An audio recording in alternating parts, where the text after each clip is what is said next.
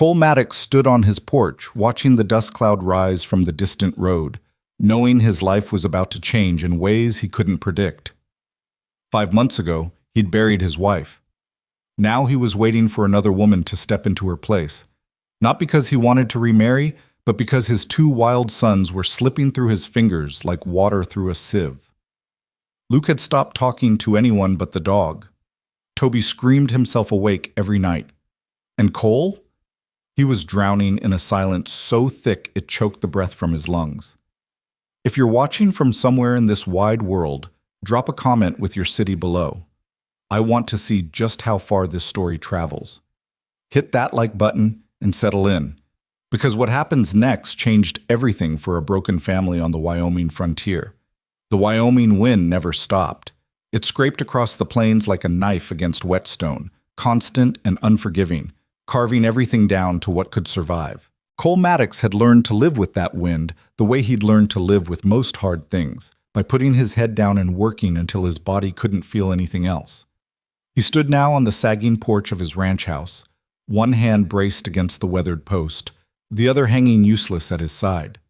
Behind him, through the open door, he could hear Toby whimpering, that thin, desperate sound the boy made when he was pretending to be asleep, but wasn't. Beside Cole, Luke sat cross-legged on the boards, feeding scraps to the 3-legged dog they'd found half-starved in the barn 3 weeks back. The boy didn't look up. Hadn't looked up much at anything since March. Cole's jaw tightened. 5 months. 5 months since they'd lowered Sarah into the ground on the hill overlooking the creek. 5 months since he'd stood there with his hat in his hands and his sons clinging to his legs, and he still didn't know how to do this. How to be both parents. How to fill the hole she'd left behind. The dust cloud on the horizon grew larger. "She's coming," Luke said quietly. His voice was flat, empty of inflection. Cole's chest constricted. "Yeah. You think she'll stay?" The question hit harder than it should have. Cole looked down at his son, 6 years old and already carrying the weight of a man who'd learned that people leave, that mothers die, that nothing is permanent. "I don't know, son." Luke nodded once, like that was the answer he'd expected, and went back to feeding the dog. Cole wanted to say something else, something that would ease the fear he saw in the rigid line of the boy's shoulders, but the words wouldn't come. They never did anymore. Sarah had been the one with words. She'd filled the house with them, stories and songs and soft reassurances that made everything feel possible. Without her, the silence had grown so large it swallowed everything. The stage was close enough now that Cole could make out the driver's shape, hunched forward against the wind.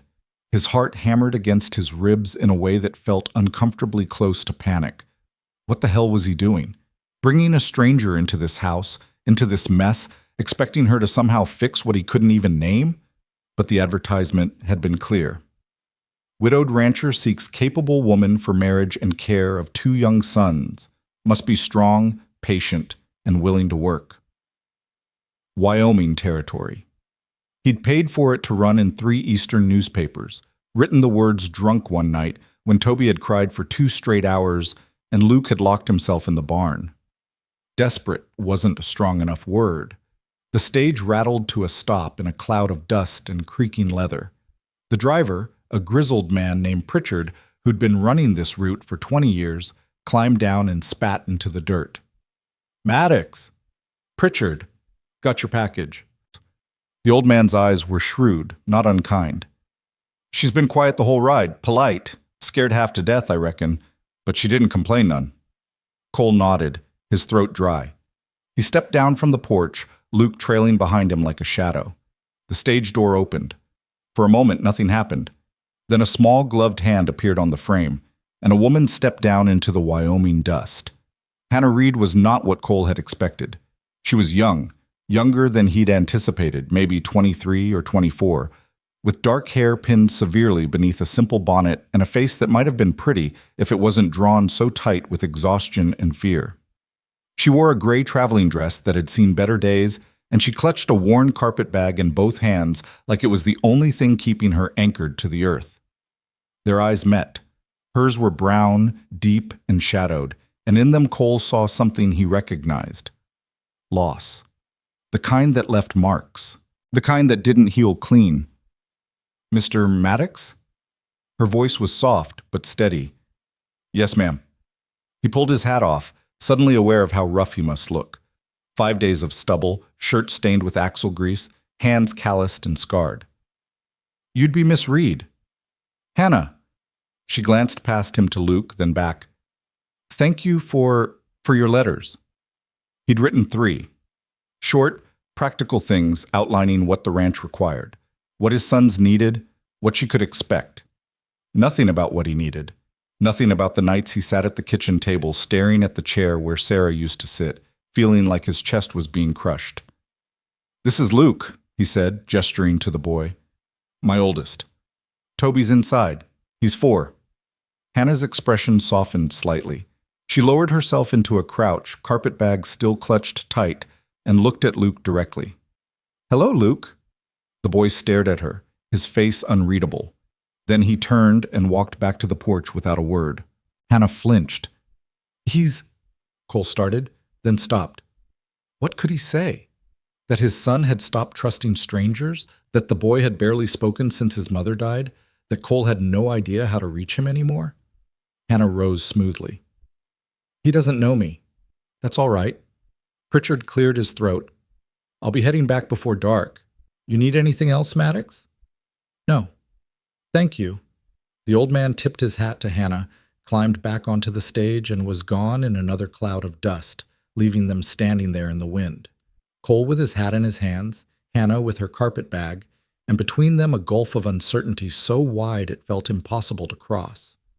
I should show you inside, Cole said finally. Yes. He picked up the small trunk Pritchard had left in the dirt, her only other possession, apparently, and led her toward the house. Luke had disappeared, probably back to the barn, where he spent most of his time now. Toby's whimpering had stopped, which meant the boy had finally cried himself into exhausted sleep. The house was dim and close after the bright openness of the yard. Cole set the trunk down and watched Hannah take it in. The worn furniture, the dishes still sitting in the basin from breakfast, the coat Sarah had left hanging by the door that he couldn't bring himself to move. It's not much, he said. It's fine. She was lying. He could see it in the way her hands tightened on the carpet bag, the way her eyes darted toward the door like she was calculating how fast she could run. But she didn't run.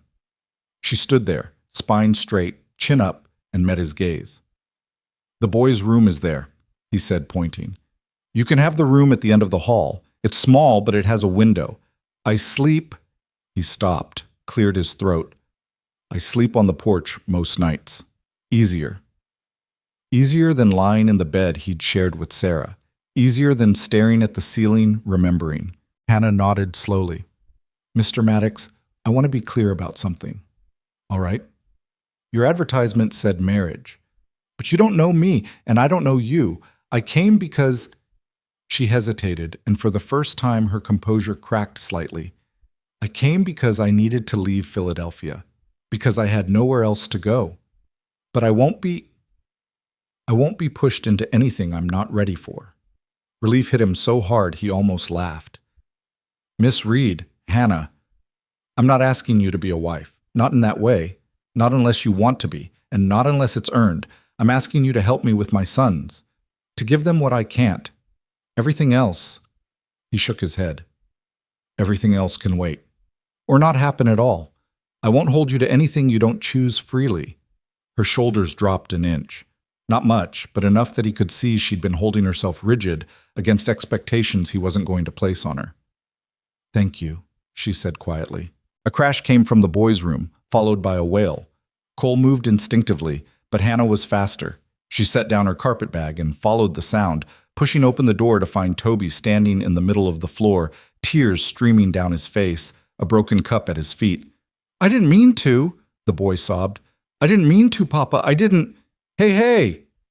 Cole crouched down, but Toby was spiraling the way he did lately. Big, gulping breaths, his whole body shaking.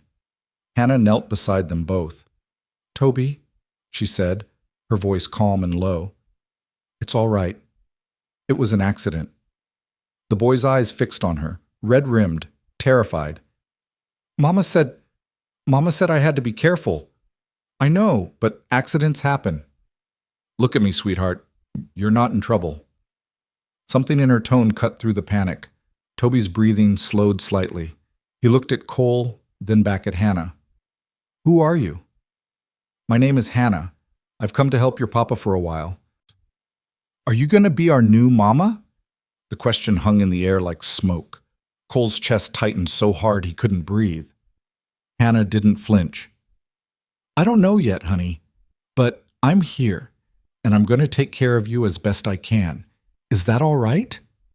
Toby studied her with the solemn intensity only a 4-year-old could manage. Then he nodded once and wiped his nose on his sleeve. Hannah smiled, a small, genuine thing that changed her whole face, and carefully picked up the broken pieces of the cup. Why don't we clean this up together, and then I'll make us all some supper. Does that sound good? Toby nodded again, and just like that, the crisis was over. Cole watched her work, watched the efficient way she moved through the small space, the gentle way she spoke to his son, and felt something loosen in his chest. Not hope exactly. He didn't dare hope. But maybe the possibility of hope. That first night, Hannah made biscuits and fried ham, and they ate in near silence at the scarred kitchen table. Luke came in from the barn only when Cole went to get him, and he sat at the far end, eyes on his plate, answering questions with single syllables. Toby chattered nervously, asking Hannah 100 questions about where she came from, what she liked, whether she knew any stories. She answered each one patiently, her voice soft in the lamplight. After supper, she washed the dishes while Cole put the boys to bed. When he came back, she was standing at the window, looking out at the darkness. It's very quiet here, she said. Too quiet? I don't know yet. She turned to face him. In Philadelphia, there was always noise, carriages, voices, vendors. Here, it's just wind. It gets louder in your head after a while, Cole said before he could stop himself. Hannah's eyes met his, and he saw understanding there. Yes, it does. They stood in the dim kitchen, two strangers bound by circumstance and need, and for the first time in 5 months, Cole didn't feel entirely alone. I'll do my best, Hannah said quietly. For them. I promise you that. That's all I'm asking. She nodded and retreated to her small room, closing the door softly behind her. Cole stepped out onto the porch and sank down onto the bench he'd built years ago, when things had been different. The dog limped over and laid its head on his knee. He scratched behind its ears absently, his mind turning over the day's events. Hannah Reed was not what he'd expected. She was younger, quieter, more fragile-looking than the sturdy, no-nonsense woman he'd imagined when he wrote that advertisement. But there was steel underneath that fragility. He'd seen it in the way she'd handled Toby, in the set of her jaw when she'd told him she wouldn't be pushed. Whether that steel would be enough remained to be seen. The days that followed fell into a rhythm, slow, careful, like two animals circling each other, trying to determine if the other was safe. Hannah rose before dawn. Cole would come in from the barn to find coffee already brewing, biscuits in the oven, and her moving through the kitchen with the quiet efficiency of someone who'd learned to make herself useful. She didn't try to change things. She didn't rearrange Sarah's dishes or move the coat by the door. She just worked around them, respectful of ghosts she couldn't see but clearly understood were there. With the boys, she was patient in a way that made Cole's throat tight. Toby warmed to her almost immediately, trailing after her like a duckling, asking endless questions and demanding stories. Hannah never seemed annoyed. She'd pause in her work, wipe her hands on her apron, and sit down to give the boy her full attention. Luke was harder. He watched her from a distance, his face closed, testing her in small, deliberate ways. He'd track mud through the kitchen after she'd swept. He'd refuse to eat what she cooked. He'd disappear for hours, forcing Cole to search the property until he found the boy hiding in the hayloft or down by the creek. Hannah never scolded, never raised her voice. She'd just clean up the mud, set aside a plate for later, and wait.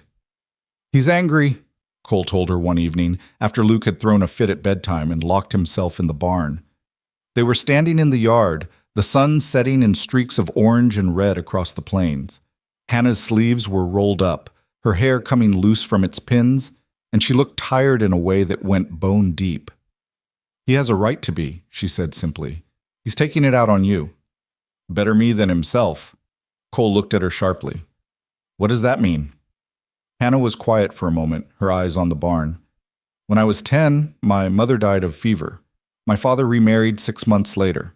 The new wife was efficient, practical. She ran the house well, but she didn't understand that I needed to be angry, that I needed time to grieve. She tried to replace my mother before I was ready to let her go, and I hated her for it. Did that change? Eventually, years later after she'd proven she wasn't going anywhere, but I wasted a lot of time fighting someone who was only trying to help. She turned to look at him. I won't make that mistake with Luke. He can be angry. He can test me. I'll be here when he's ready. Cole's chest ached. And if he's never ready, then I'll still be here. The simplicity of it, the quiet certainty, nearly undid him. 2 weeks in, Toby got sick. It started as a cough, nothing serious, but by the second day the boy was burning with fever, his small body racked with chills. Cole carried him to his bed, his heart hammering with a fear he couldn't name, and looked up to find Hannah already moving, boiling water, gathering rags, her face calm but focused. What do you need? He asked. Cold compresses. Willow bark if you have it, and pray this breaks tonight. They worked together through the long hours, Cole holding Toby steady while Hannah pressed cool cloths to his forehead, spooning sips of bitter tea between his cracked lips. The boy whimpered and tossed, calling for his mother in a voice that drove spikes through Cole's heart. Luke appeared in the doorway sometime after midnight, his face white. Is he going to die? Hannah looked up, her eyes red-rimmed from exhaustion. No, honey, he's going to be fine, I promise. You can't promise that. The boy's voice cracked. Mama died. She got sick and she died, and you can't promise. Hannah crossed the room in 2 strides and dropped to her knees in front of him. Luke, look at me. He did, his whole body trembling. Your mama got sick with something different, something nobody could stop. This is just a fever, a bad one, yes, but I've seen worse. I've treated worse. Toby is strong, and we're here, and he's going to be all right. Do you believe me? Luke stared at her, his jaw working, tears streaming down his face. Then he nodded, once, jerky, like it hurt to trust her even that much. Good. Now I need you to be brave and go get some sleep. Your papa and I have this, but Toby's going to need his big brother tomorrow when he wakes up. Can you do that? Another nod. Hannah squeezed his shoulder, then stood and guided him back to his room. When she returned, Cole saw the exhaustion in every line of her body, but she picked up the cloth and kept working. By dawn, the fever broke. Toby slept deeply, his breathing even, his color better. Hannah slumped in the chair beside the bed, her hands still folded in her lap, her eyes closed. Cole watched the rise and fall of her shoulders and felt something shift in his chest, something dangerous and terrifying and too big to name. You should rest, he said quietly. She opened her eyes. So should you. I'm used to not sleeping. So am I. They looked at each other across the dim room, and Cole saw it again. That shadow in her eyes, that weight she carried. He wanted to ask what had driven her from Philadelphia, what had hurt her badly enough that she'd answer an advertisement from a stranger and travel halfway across the country to a place where the wind never stopped. But he didn't. Because he understood bone deep that some stories couldn't be told until trust was earned. Thank you, he said instead. Hannah's expression softened. You don't have to thank me for taking care of a child. I do, because you didn't have to come here. You didn't have to stay, but you did, and you... He stopped, struggling. You gave him back to me. Both of them. I didn't know how to do this without her, and you walked in and made it possible. Her eyes filled. She looked away quickly, blinking hard. I lost someone too, she said quietly. Someone who made the world make sense. And when they were gone, I didn't know how to keep living. So I understand what it's like to survive instead of live. I understand what it's like to be so tired you can't see straight, but you keep going because people need you. And I understand, her voice caught. I understand what it's like to be terrified that you're failing, even when you're doing your best. Cole's throat closed. You're not failing. Neither are you. The words hit him like a fist to the sternum. He wanted to argue, to list all the ways he was drowning, all the moments he'd lost his temper, or frozen, or failed to say the right thing. But looking at Hannah, this woman who'd been here barely 2 weeks and had somehow become essential, he couldn't speak. "Get some sleep," she said softly. "I'll sit with him." "Hannah, please, let me." He nodded and retreated to the porch, sinking onto the bench as the sun rose over the plains. The dog settled at his feet, and Cole leaned forward, his head in his hands, and let himself feel the full weight of the last 5 months. The grief, the fear, the crushing loneliness. And underneath it all, flickering like a candle in the dark, hope. Fragile and terrifying, but real. Inside, through the open door, he could hear Hannah humming softly to Toby, a melody he didn't recognize. The sound washed over him, and for the first time since Sarah died, Cole let himself imagine a future that wasn't just survival. He let himself imagine something more. The days warmed. Spring crept across the plains in shades of green, and the ranch work intensified. Cole was out from sunup to sundown, mending fences, checking cattle, breaking horses that needed selling. Hannah took over the house completely, and he came in each evening to find order where there'd been chaos. Clean floors, mended clothes, hot meals on the table. But it was the small things that broke him. The way she'd saved the last biscuit for him, wrapped in cloth and still warm. The way she'd stitched a rip in his work shirt without being asked. The way she sat on the porch in the evenings, Toby curled in her lap and Luke sitting nearby. Not close, but closer, while she told stories about growing up in Philadelphia, her voice soft and steady in the twilight. One evening, Cole came in to find her kneeling in front of Luke, sewing a patch onto the boy's torn trousers. Luke stood stiff and awkward, but he wasn't pulling away. "There," Hannah said, sitting back. "Good as new." Luke touched the patch, a scrap of blue fabric from an old dress. "It doesn't match." "No," Hannah agreed, "but it's strong, and it'll hold. Sometimes that's more important than matching." Luke looked at her for a long moment, his expression unreadable. Then he said, "Thank you." It was the first time he'd thanked her for anything. Hannah's face lit up, just a flash, quickly smoothed, but Cole saw it, saw the way she had to blink hard and turn away, her hands trembling slightly as she put the sewing kit away. That night, after the boys were asleep, Cole found her sitting on the porch steps, her arms wrapped around her knees, staring out at the dark.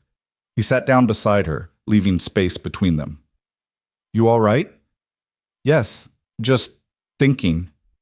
"About?"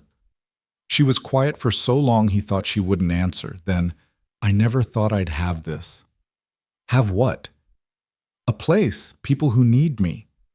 I thought—" She stopped, laughed softly, a sound without humor. "I thought I'd live the rest of my life alone, that I'd spend it working in someone else's house, raising someone else's children, invisible. But here, I'm—" She trailed off. "You're not invisible," Cole said, his voice rough. Hannah turned to look at him, and in the moonlight her eyes were luminous. "Neither are you." The air between them changed, charged with something neither of them was ready to name. Cole felt it pulling at him, the desire to close the distance, to reach for her, to stop pretending he was only grateful when what he felt was so much more. But he didn't move. Because Hannah deserved more than a man who was still half in love with a ghost. She deserved certainty and wholeness, not his broken pieces. "I should sleep," she said softly, standing. "Early morning tomorrow." "Yeah." She paused at the door, her hand on the frame. "Cole?" His name in her voice made his chest tight. "Yeah? I'm glad I came here." Before he could answer, she was gone, the door closing softly behind her. Cole sat in the dark, his heart pounding, and realized with absolute clarity that he was in trouble. Because somewhere between the biscuits and the mended shirts and the stories in the twilight, somewhere between watching her coax Luke out of his anger and hold Toby through his fever and stand her ground when the world tried to break her, somewhere in all of that, Cole Maddox had started to fall. And he had no idea what to do about it. The next morning, a rider appeared on the horizon. Cole was in the barn when Luke came running, his face pale. "Papa, someone's coming!" Cole stepped into the yard, shading his eyes against the sun. A single horse moving fast. Not the stage, not a neighbor.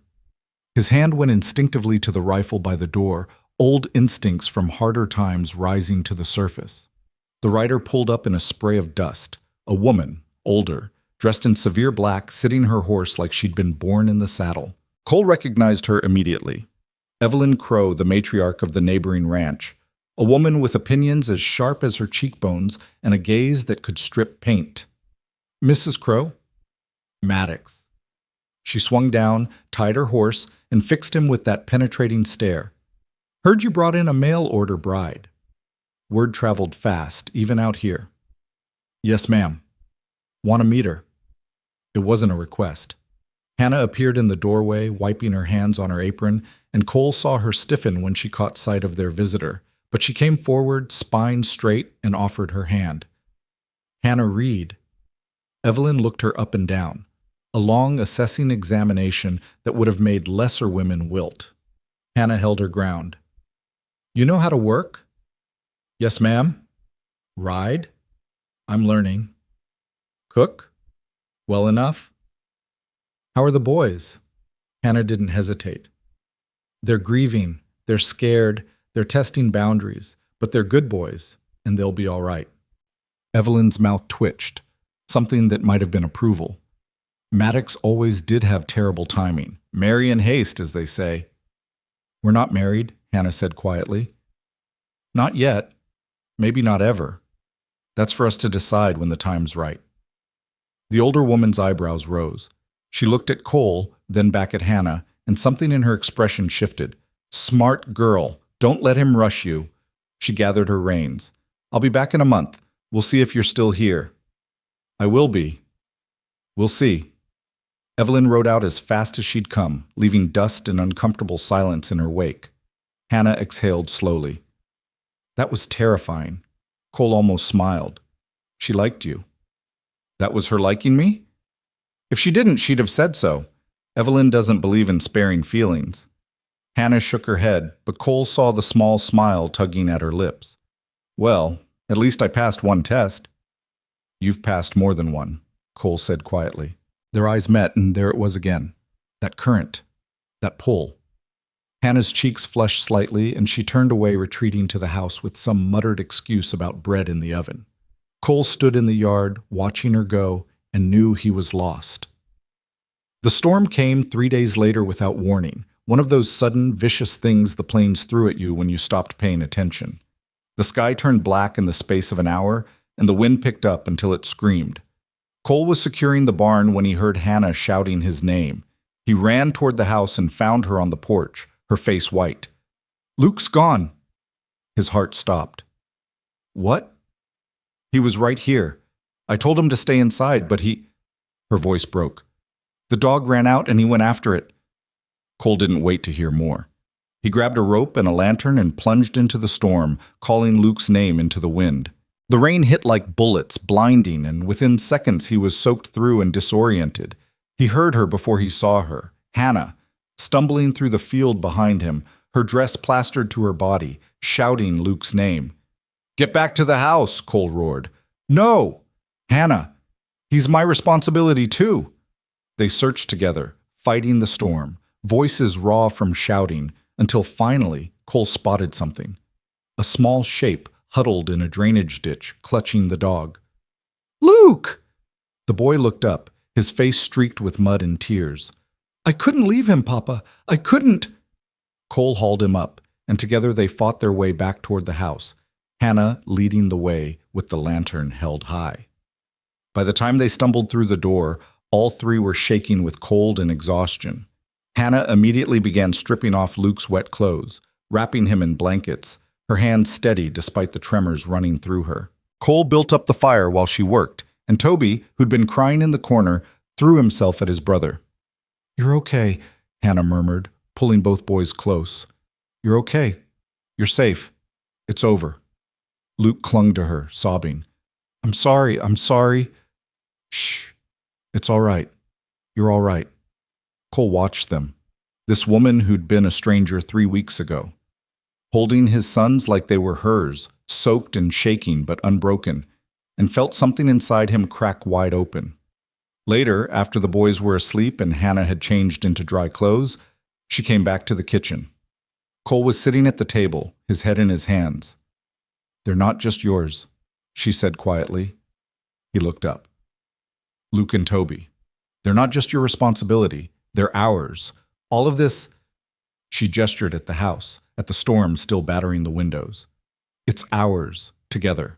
Do you understand?" Cole stared at her, this small, fierce woman who'd walked into his life and refused to let him drown, and managed to nod. "Good," Hannah said. Then she crossed the room, pulled up a chair beside him, and sat down close enough that their shoulders touched. And they sat there in the firelight, listening to the storm rage outside, while inside, slowly, carefully, something new began to grow. The morning after the storm broke clear and cold, the kind of Wyoming dawn that made everything look scrubbed clean. Cole stood in the doorway of the barn, watching Hannah hang laundry on the line strung between two posts. Her movements were efficient, practiced, but he could see the stiffness in her shoulders, the way she favored her left side where she'd fallen in the mud chasing after Luke. She hadn't complained, hadn't mentioned it at all. The dog limped over and sat at his feet, and Cole scratched behind its ears absently. Luke appeared from around the corner of the house, carrying a bucket of kitchen scraps for the chickens. The boy moved slowly, his eyes red-rimmed from crying himself to sleep, but he was moving. That was something. "Papa." Cole turned. "Yeah, son?" "Is Hannah mad at me?" The question cut deeper than it should have. Cole crouched down, meeting Luke at eye level. "Why would she be mad? I ran out in the storm. I didn't listen. Mama used to get mad when I didn't listen."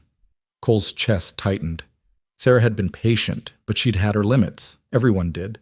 And toward the end, when the sickness had taken hold, she'd been sharp sometimes, exhausted, saying things she didn't mean.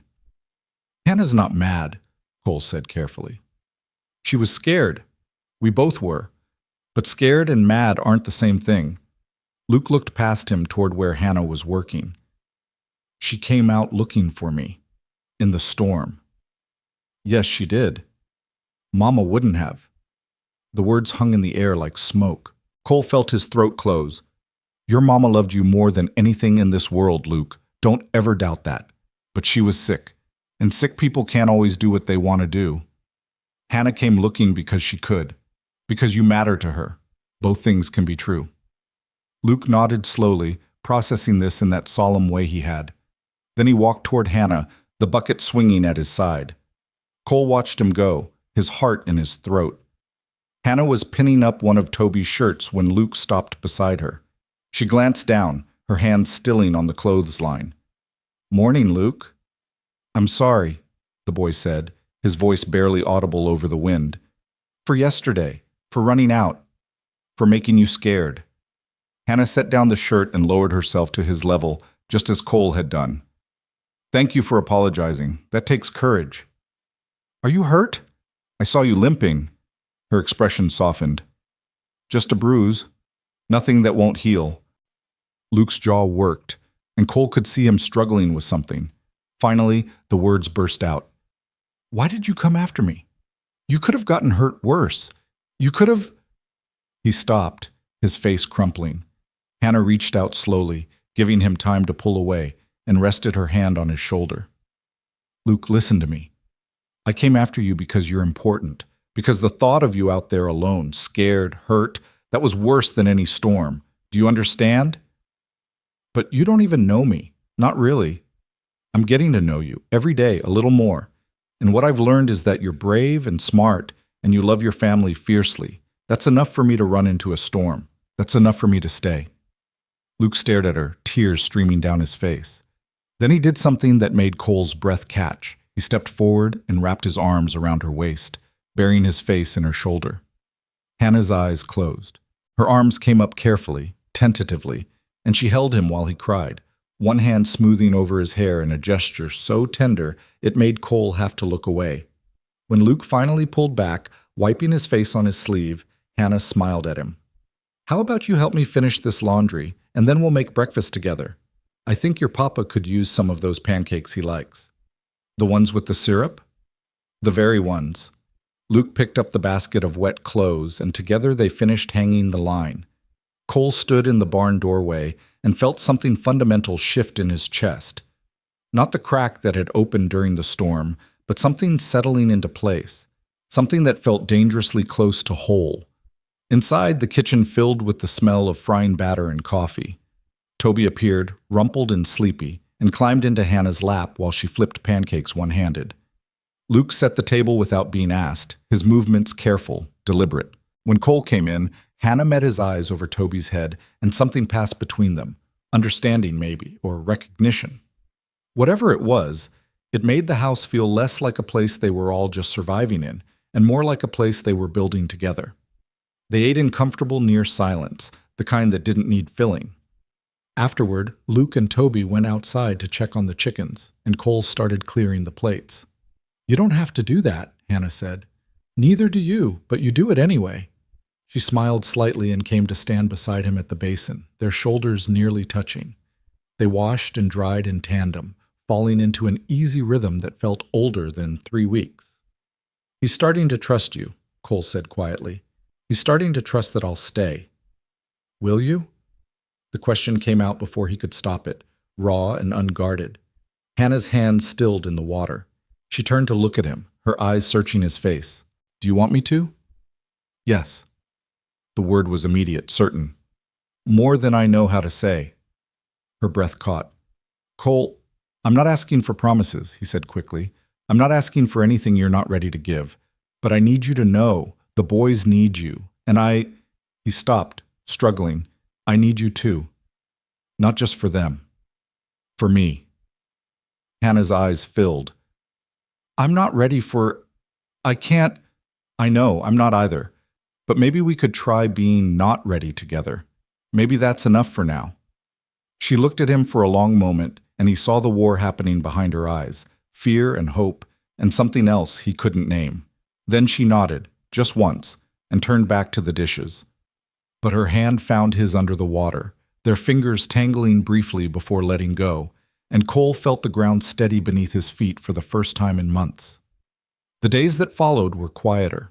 Spring deepened into early summer, and the ranch settled into a rhythm that felt almost normal. Hannah moved through the house with increasing confidence, no longer asking permission to rearrange things or make small changes.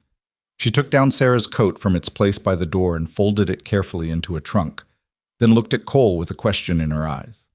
He nodded. It was time. She planted a small garden behind the house, vegetables and herbs, things that would grow in Wyoming's stubborn soil. Luke helped her turn the earth, and Toby decorated the fence with smooth stones they'd collected from the creek. Cole came home one evening to find all 3 of them covered in dirt, laughing at something Toby had said, and his chest ached with how right it looked. But there were still hard moments, still nights when Toby woke screaming for his mother and Hannah had to rock him for hours before he'd settle. Still times when Luke would retreat into himself, silent and unreachable. Still days when Cole would walk into a room and expect to see Sarah there, only to remember all over again that she wasn't coming back. Hannah understood. She never tried to replace Sarah, never pretended the grief wasn't there. She just made space for it, the way she made space for everything else, quietly, patiently, without demanding it disappear. 3 weeks after the storm, a rider came up the road just before sunset. Cole was working on a stubborn section of fence when he heard the hoofbeats. He straightened, squinting into the low sun, and recognized the horse before he recognized the man.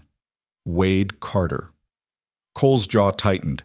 Wade owned a spread about 10 miles south, good land, good cattle, and a reputation for getting what he wanted. He was handsome in a polished way that made Cole feel rough by comparison, and he'd been after Cole to sell him water rights for the better part of 2 years. "Maddox," Wade called, swinging down from his horse with easy grace. "Heard you got yourself a new situation." Word traveled too damn fast. "That's my business, Carter." Wade smiled, showing white teeth. "Just being neighborly. Thought I'd stop by, see if she needs anything. Can't be easy, coming all the way from back east to this." He gestured vaguely at the landscape, as if the plains were something to be pitied.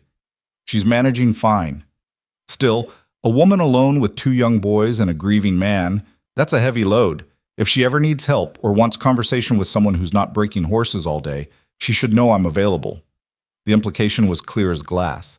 Cole took a step forward, his hands flexing. You can head back now, Carter. We don't need your help. Wade's smile didn't waver. No offense meant, just extending an invitation. His eyes moved past Cole to the house, and Cole turned to see Hannah standing on the porch, watching them. Wade touched his hat brim. Ma'am. Hannah's expression was polite but cool. Sir. Which one's us? Wade Carter. I own the ranch south of here. Just wanted to welcome you to the territory and let you know if you ever need anything at all, you only have to ask. That's kind of you, Hannah said carefully. But as you can see, I have everything I need right here. Wade's smile tightened almost imperceptibly. Of course. Well, the offer stands. He mounted his horse in one smooth motion. Maddox, think about those water rights. I'm prepared to make it worth your while. Not for sale. Everything's for sale at the right price. Cole didn't answer, just stood there until Wade rode out, his jaw clenched so tight it hurt. Hannah came down from the porch. Who was that? Trouble, Cole said shortly. Wade Carter. He's been trying to buy land for me since Sarah died. Thinks I'll be desperate enough to sell eventually. And the rest of that conversation? Cole looked at her. The rest was him making it clear he'd be happy to take more than land if I let him. Hannah's eyes widened slightly. Then her chin came up. I see. Well, you can tell Mr. Carter that I'm not available for purchase either. Despite everything, Cole felt his mouth twitch. I think you made that clear yourself. Good. She brushed past him, heading toward the garden. Because I don't care how handsome or charming a man thinks he is. I didn't come here to be collected like some kind of trophy. Cole watched her go, something warm and fierce settling in his chest. Hannah Reed was no one's trophy. She was steel wrapped in quiet determination, and anyone who mistook her gentleness for weakness was a fool. That night, after the boys were asleep, he found her sitting on the porch steps again, her shawl wrapped tight against the cooling air. He settled beside her, leaving just enough space to be respectful. Does he worry you? She asked after a moment. Carter? No, he's all talk. But he'll come back. Probably. Hannah was quiet for a long moment. Then, Cole, I need to know something. His heart kicked against his ribs. All right. If I stay, if this becomes more than just an arrangement, will you expect me to be Sarah? The question hit him like a punch. What? No, Hannah, because I can't be her, Hannah continued, her voice shaking slightly. I can't fill her shoes or live up to her memory. I can only be myself, and I don't know if that's enough for you. I don't know if... Cole reached out and took her hand, cutting her off. Stop, please. She looked at him, her eyes bright with unshed tears. Hannah, I loved my wife. I won't pretend I didn't, but she's gone, and I can't bring her back no matter how much I might want to. What I want now, what I need, is someone who can stand beside me. Someone real. Someone who'll fight me when I'm being stubborn and call me out when I'm wrong and stick around when things get hard. I don't want you to be Sarah. I want you to be you. Is that enough? Her breath came out in a shudder. I'm afraid. Of what? That I'll fail. That the boys will realize I'm not what they need. That you'll wake up one day and regret bringing me here. Cole squeezed her hand. I'm afraid too. Terrified, actually. But I'd rather be terrified with you than alone without you. Does that make sense? She laughed, wet and shaky. Yes. Unfortunately, yes. They sat there holding hands in the dark, the wind moving through the grass, and Cole felt something settle in his chest. Not peace, exactly, but the beginning of it. The possibility. The next morning, Evelyn Crow returned. She rode up just after breakfast, sat her horse like a queen surveying her kingdom, and fixed Cole with that penetrating stare. I said a month. It's been a month. Yes, ma'am. Where's the girl? Hannah appeared in the doorway, wiping flour from her hands. If she was nervous, it didn't show. Mrs. Crow, would you like coffee? I would. And I want to see this garden everyone's talking about. Cole exchanged a glance with Hannah, who just shrugged slightly and led Evelyn around the side of the house. He followed, curious despite himself. The garden had grown considerably in 3 weeks. Neat rows of vegetables were coming up green, and Hannah had planted wildflowers along the fence where Toby had placed his stones. It wasn't much, but it was thriving, testament to Hannah's patient care. Evelyn walked the rows slowly, bending occasionally to examine a plant. Hannah stood with her hands clasped, waiting. Finally, the older woman straightened. "You know plants?" "My mother taught me. It was one of the few things we did together that didn't end in arguments." Evelyn's mouth twitched. "Your mother sounds like a practical woman." "She was. She just had different ideas about what my life should look like." "And what did she want for you?" Hannah met her gaze steadily. "A safe marriage to a merchant's son. A house in the city? Respectability. But you came here instead." "Yes." "Why?" The question hung in the air. Cole tensed, ready to intervene if needed. But Hannah didn't flinch. "Because safe and respectable weren't enough. Because I wanted to matter to someone, not just be decorative. Because when I read Mr. Maddox's advertisement, I saw a chance to build something real instead of living someone else's idea of what my life should be." Evelyn studied her for a long moment. Then she turned to Cole. "You're a damn fool, Maddox." His stomach dropped. "Ma'am, if you don't marry this girl properly and soon, someone with better sense will steal her out from under you." She looked back at Hannah. "You've got spine. I like that. Most women come out here and fold within a month. You're still standing, keep standing, and you'll do fine." Hannah's eyes widened. "Thank you." "Don't thank me yet. I came here to give you advice, and you're going to take it whether you like it or not." Evelyn gestured toward the house. "Inside. We'll have that coffee and talk." Cole started to follow, but Evelyn waved him off. "This is women's business. Go find something useful to do." He looked at Hannah, who nodded slightly. She could handle this. So he retreated to the barn and tried not to worry, which lasted approximately 5 minutes before Luke found him. "What's Mrs. Crow doing here?" "Talking to Hannah." Luke frowned. "Is she being mean?" "No, just direct." "She's scary." "Very." They worked together in companionable silence, mucking stalls and redistributing hay. After a while, Luke said, "Papa, can I ask you something?" "Always." "If you and Hannah get married, will that make her our mama?" Cole's hand stilled on the pitchfork. He'd known this question was coming, had dreaded it, and hoped for it in equal measure. "What do you think?" Luke was quiet, thinking hard. "I don't know. She takes care of us like Mama did. She tells us stories and fixes our clothes and makes us eat vegetables. But she's different. She doesn't sing the same songs or make the same jokes. She's Hannah." "Yes, she is." "Is that okay, that she's different?" Cole set down the pitchfork and sat on a hay bale, gesturing for Luke to join him. "Your mama was special. Nobody will ever be exactly like her, and that's all right. Hannah's special, too, just in different ways. If we get married, it won't mean replacing your mama. It'll mean adding Hannah to our family. Both things can be true at the same time. Does that make sense?" Luke nodded slowly. "I think so. I miss Mama." "I know, I do too. But I like Hannah." "Me too, son." Luke leaned against his shoulder, and they sat there in the dusty quiet of the barn while the horses shifted in their stalls and the wind whistled through the gaps in the boards. Inside the house, Hannah sat across from Evelyn Crow with a cup of coffee she was too nervous to drink and tried to look calmer than she felt. "You love him," Evelyn said without preamble. Hannah's breath caught. We haven't. It's only been a few weeks. I didn't ask if you declared it. I asked if you feel it." Hannah's hands tightened on the cup. "I don't know. Maybe. I care about him, about the boys, about this place.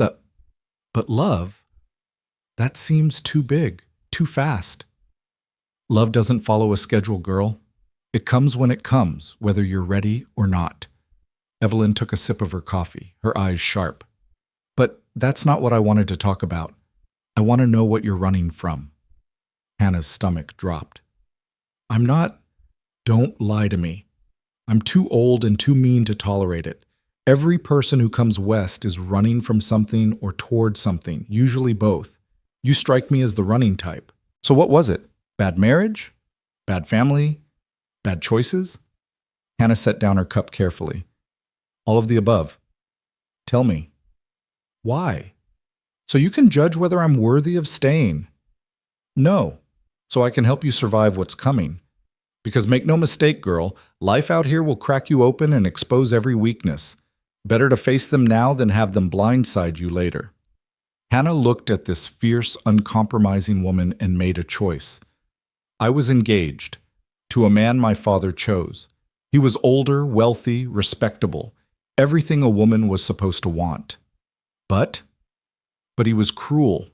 Not obviously. He never hit me, never shouted, but he had ways of making me feel small, stupid, worthless, like I should be grateful he'd even look at me. Her voice wavered. I tried to call off the engagement.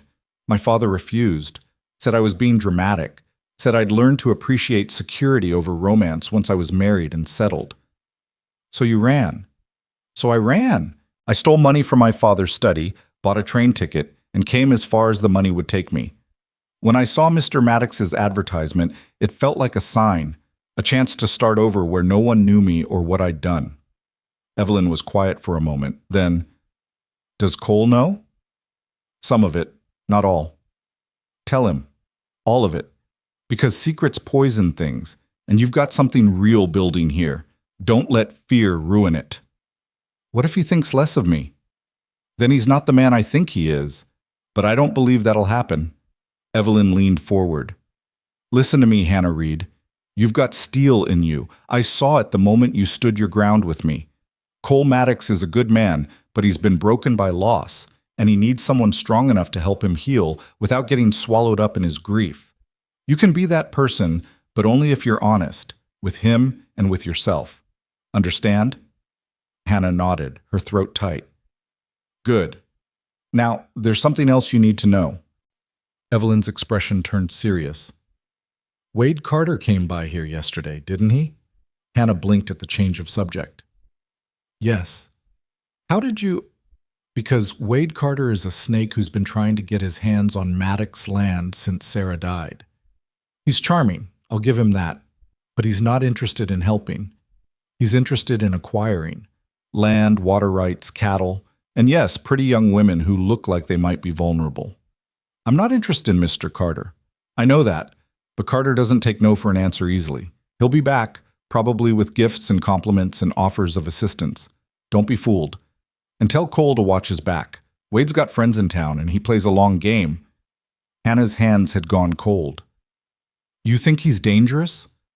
I think he's ambitious, and ambitious men do desperate things when they think they're losing. Evelyn stood. Keep your eyes open.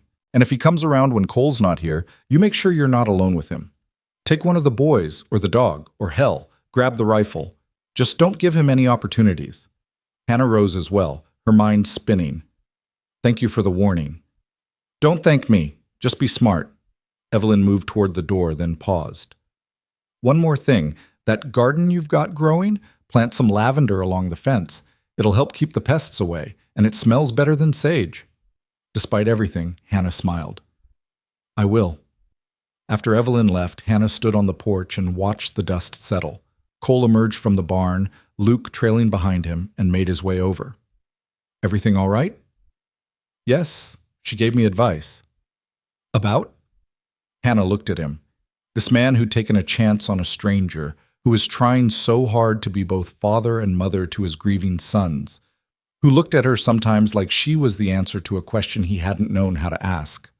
About honesty, about trust, about being brave enough to build something real. Cole's expression softened. That's good advice. She also warned me about Wade Carter. His jaw tightened. What did she say? That he's dangerous, that I should be careful, that you should watch your back. Cole was quiet for a moment. Then, she's right. But I won't let him hurt you, Hannah. Or the boys. I promise you that. I know. She reached out and took his hand, the gesture feeling less tentative than it had before. But maybe we could protect each other. I think that might work better. He smiled, a real smile, the kind that made his eyes crinkle at the corners and his whole face transform. Yeah, I think it might. That night, after the boys were asleep and the house was quiet, Hannah knocked softly on Cole's door. He opened it immediately, his shirt untucked, his eyes questioning. "Can we talk?" she asked. "Of course." They went out to the porch, to their usual spot on the steps, and for a long moment Hannah just sat there gathering her courage. "I need to tell you something," she said finally, "about why I left Philadelphia. The whole truth, not just pieces." "All right." So she told him. About her father's expectations and her fiancé's cruelty. About the engagement she couldn't escape and the money she'd stolen. About the shame and the fear and the desperate, reckless hope that had brought her here. Cole listened without interrupting, his expression unreadable in the darkness. When she finished, she couldn't look at him. "I understand if that changes things. If you—" "Hannah." She made herself meet his eyes. "Thank you," he said quietly, "for trusting me with that. I know it wasn't easy." You don't think less of me? For running from a man who made you feel worthless? For choosing yourself over what everyone expected? No, Hannah, I don't think less of you. I think you're the bravest person I've ever met." Her eyes filled. "I'm not brave. I'm terrified most of the time. Being brave doesn't mean not being scared. It means being scared and doing it anyway." He reached out and brushed a tear from her cheek with his thumb, the gesture so tender it made her breath catch. "You came here alone. You stayed when it would have been easier to leave. You ran into a storm for a boy you'd known 3 weeks. That's bravery, Hannah. Don't let anyone tell you different." She couldn't speak past the lump in her throat, so she just nodded. They sat there in the dark, hands clasped between them, and Hannah felt something shift, not just in her relationship with Cole, but in herself. For the first time since leaving Philadelphia, she felt like maybe she wasn't running anymore. Maybe she was building something instead. Maybe this was what home felt like. The weeks that followed felt like watching something fragile take root in rocky soil. Slow, uncertain, but undeniably growing. Hannah moved through the ranch with a confidence that hadn't been there before, and Cole found himself watching her more than he should, noticing things he had no business noticing. The way she hummed while she worked, the way she tucked loose hair behind her ear when she was concentrating, the way she laughed at Toby's nonsense stories, her whole face lighting up with genuine delight. He was falling, and he knew it, and he had no idea what to do about it. One morning in early June, Cole came in from checking the herd to find Hannah standing at the kitchen table with a letter in her hands. Her face was pale, her jaw tight, and his stomach dropped. "What's wrong?" She looked up, startled, and quickly folded the letter. "Nothing, just correspondence from back east." "Hannah." She set the letter down carefully, like it might bite. "My father wrote. He wants to know where I am. He hired someone to find me." Cole's blood went cold. "Is he coming here?" "I don't know. The letter was forwarded through 3 different addresses before it reached me. But he knows I'm in Wyoming territory, and he's not the kind of man who lets things go easily." "What does he want?" Hannah's laugh was bitter. "The same thing he's always wanted. Control, respectability. Me to stop being an embarrassment and come home to marry the man he chose." She looked at Cole, and he saw fear in her eyes, real, bone-deep fear. "Cole, if he finds me here, if he shows up and tries to take me back, he won't." Cole crossed the room and took her shoulders gently. "Hannah, listen to me. You're not alone anymore. If your father comes, he'll have to go through me, and I promise you that's not going to be easy. You don't know what he's like. He's respected, influential, and he has money. He could make trouble for you, for the ranch. Let him try." Cole's voice was hard. "You're not going back unless you choose to. Nobody's taking you anywhere you don't want to go. Do you understand?" Hannah's eyes filled. "Why? Why would you risk that for me?" The question hung between them, loaded with everything they'd been dancing around for weeks. Cole could have deflected, could have made it about the boys or practicality or duty. But standing there with her looking at him like he was the only solid thing in a tilting world, he couldn't lie. "Because you matter to me," he said quietly. Because the thought of you leaving, of losing you, makes me feel like I can't breathe. Because somewhere between the biscuits and the storms and watching you love my sons like they're yours, I started needing you in my life. Not just for them, for me. Hannah's breath caught. Cole, you don't have to say anything. I just need you to know you're safe here, with me, for as long as you want to stay. She stared at him, tears streaming down her face, and then she did something that stopped his heart. She stepped forward and wrapped her arms around him, pressing her face against his chest. Cole stood frozen for half a heartbeat before his arms came up to hold her, one hand cradling the back of her head, the other spreading across her shoulders. She fit against him perfectly. They stood there in the quiet kitchen with the morning light slanting through the windows, holding each other like they were the only two people in the world, and Cole felt something in him finally, completely break open. Not the painful fracture of grief, but something else, something that felt like hope. I don't want to leave, Hannah whispered against his shirt. I don't want to go back to being who I was before. I want to stay here, with you, with the boys. I want this to be real. Cole's arms tightened. It is real, Hannah. It's the most real thing I've felt in a long time. She pulled back just enough to look up at him, her eyes searching his face. What are we doing, Cole? I don't know, he admitted, but I think we're figuring it out together. Is that enough? For now? Yes. They stood there for another moment, neither quite ready to let go, until Toby's voice called from outside and reality reasserted itself. Hannah stepped back, wiping her eyes, and Cole let her go, even though everything in him wanted to pull her close again. I should start breakfast, she said, her voice shaky. Hannah? She turned. If your father shows up, we'll face him together. You're not alone in this. She nodded, something fierce and determined settling into her expression. Together. The word echoed in Cole's chest for the rest of the day. 2 days later, the first real test came. Cole was out in the far pasture mending fence line when he heard the sound of hoofbeats coming fast. He straightened, hand going instinctively to the rifle propped against the fence post, and watched a rider crest the hill. Not his father-in-law. The rider was too young, too well-dressed. As they got closer, Cole's jaw tightened. Wade Carter, again. Cole walked to meet him, his stride deliberately unhurried. Carter, you're on my land uninvited. Wade reined in his horse, that easy smile fixed in place. Just being neighborly, Maddox. Thought I'd check in, see how things are settling? Things are settled just fine. Good, good. Although, I have to say, I've been hearing some interesting talk in town. Wade dismounted, moving with casual confidence that set Cole's teeth on edge. Apparently there's a woman at your place who arrived under mysterious circumstances. Mail-order bride, they say. From Philadelphia. Cole's blood went cold. That's none of your concern. Maybe not. But here's the thing. I was in town yesterday when a well-dressed gentleman came through asking questions. Said he was looking for his daughter. Said she'd run off with money that didn't belong to her. Described her to a T. Maddox. You're Hannah. The implication was clear. Cole took a step forward. Get to your point. Wade's smile widened. My point is that harboring a thief, even a pretty one, could cause you a lot of trouble. Unless, of course, you had someone willing to help smooth things over. Someone with connections. Influence. In exchange for what? Those water rights we discussed. And maybe you put in a good word with the lady. Let her know there are better options than a struggling ranch and 2 motherless boys. Rage, white-hot and sudden, flooded through Cole. Get off my land! Now!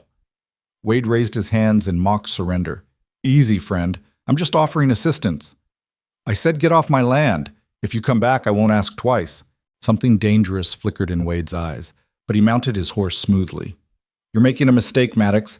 That girl's father is coming, and when he does, you're going to wish you'd taken my help. Think about it. He rode off at a leisurely pace, and Cole stood there shaking with fury until the dust settled. Then he grabbed his tools and headed back to the house at a near run. He found Hannah in the garden, Luke helping her tie up the tomato plants. She looked up and her smile faded when she saw his face. Boys, go check on your brother, Cole said, his voice tight. Luke started to protest, but something in Cole's expression made him nod and head for the house. When they were alone, Hannah stood slowly. What happened? Cole told her. All of it. Wade's visit, the stranger in town, the implication that her father was close. He watched her face go white, watched her hands start to shake. He's here, she whispered. He found me. We don't know that for sure. Cole, you heard what Wade said. A well-dressed gentleman asking questions. That's him. That's my father. She pressed her hands to her mouth. God, I was so stupid. I thought I had more time. I thought, hey, look at me. Cole took her shoulders, steady and sure. We're going to handle this. Together, remember? You don't understand what you're up against. My father isn't like Wade Carter. He doesn't make empty threats. If he wants something, he gets it, and he has the money and the connections to make anyone who stands in his way regret it. Then he's going to have to work harder than he's ever worked in his life, because I'm not letting him take you. Cole, no. Listen to me. I don't care how rich or connected or powerful he thinks he is. This is Wyoming territory, not Philadelphia. Out here, a man's worth is measured by his character, not his bank account. And if your father thinks he can walk onto my land and drag you away against your will, he's going to find out exactly what kind of man I am. Hannah stared at him, her eyes wide and wet. Why are you doing this? Why risk everything for me? The answer was simple, terrifying, and absolutely true. Because I love you. The words hung in the air between them, raw and unguarded. Hannah's breath caught, her whole body going still. You, what? I love you, Cole said again, his voice rough. I didn't plan it, didn't expect it, but somewhere between you walking off that stage scared to death, and now I fell so completely in love with you that the thought of losing you makes me feel like I'm drowning. So no, I'm not letting your father take you, not without a fight. Hannah made a sound halfway between a laugh and a sob. Cole Maddox, you are the most stubborn, impossible, wonderful man I've ever met. Is that a yes?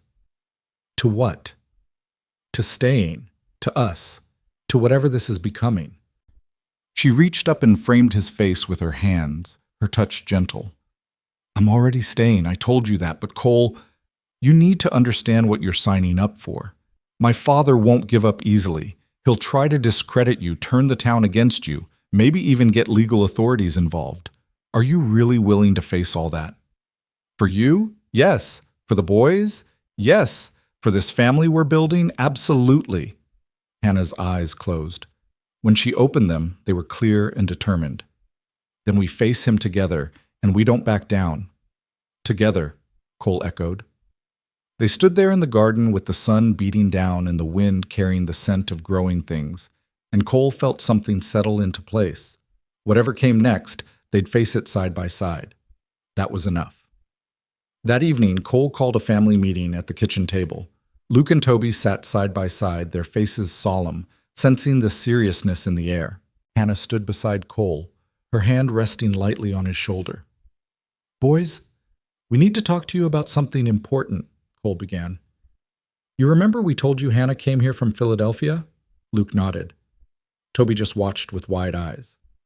Well, there's a chance that Hannah's father might come here looking for her. If he does, things might get difficult for a while. Why? Luke asked. If he's her papa, wouldn't he be happy she's safe? Hannah squeezed Cole's shoulder and spoke. My father and I don't see things the same way, sweetheart. He thinks I should go back east and live the life he planned for me. But I don't want that life anymore. I want to stay here with you and Toby, and your papa. So tell him that, Toby said, with the simple logic of a 4-year-old. I will, but he might not listen. And if he doesn't, we might have to be very brave and very strong for a little while. Luke's jaw set in a way that reminded Cole painfully of himself. We won't let him take you. Luke, no, we won't. You're ours now. You're our... He stopped, struggling with something. Then quietly, you're our Hannah, and nobody gets to take you away. Hannah's eyes filled. She knelt in front of Luke and took his hands. Thank you for saying that. It means more than you know. But I need you to understand something. If my father comes, the best way you can help is by being safe, by staying close to your papa or to me, by not doing anything dangerous or reckless. Can you do that? Luke looked like he wanted to argue, but finally he nodded. I'll keep Toby safe too. I know you will. You're a good big brother. Toby, who'd been processing all this in his 4-year-old way, suddenly spoke up. If your papa tries to take you, will you fight him? I'll tell him the truth, that I found a home here, that I'm happy, that I'm not leaving. And if he doesn't believe you? Hannah looked up at Cole, and he saw the fear there, carefully hidden, but real. Then your papa and I will figure something out. Together. That night, after the boys were finally asleep, Toby restless, Luke wide awake until nearly midnight, Cole found Hannah standing at the window, staring out at the darkness. You should sleep, he said quietly. I can't. Every time I close my eyes, I see him riding up that road. I see him looking at this place, at you, at the boys, with that expression he gets when he thinks something is beneath him. And I see him trying to drag me back to Philadelphia like I'm a piece of property he misplaced. Cole came to stand beside her. That's not going to happen. You can't know that. Hannah, look at me. He waited until she turned. Do you trust me? Yes, but then trust that I will do everything in my power to keep you safe. Trust that you're not the scared girl who ran away anymore. You're stronger than you think. We both are. She leaned against him and his arms came up automatically. I'm so tired of being afraid. I know. But fear means you have something worth protecting. And what we have here, you, me, the boys, that's worth protecting. They stood there in the dark, holding each other, and Cole sent up a silent prayer to whatever might be listening that he'd be strong enough, smart enough, stubborn enough to keep his word. The stranger arrived 3 days later. Cole was shoeing a horse when Luke came running, his face pale. Papa, there's a fancy carriage coming up the road. Cole's heart kicked hard against his ribs. He set down the horse's hoof and walked to the edge of the yard. Luke pressed close to his side. Sure enough, a black carriage pulled by matched horses was making its way toward the ranch, moving slowly, deliberately. Hannah appeared on the porch, her face chalk white but her spine straight. Cole made his way to her and she took his hand without a word. The carriage stopped. The driver, a severe-looking man in livery, climbed down and opened the door. The man who emerged was everything Cole had expected, and worse.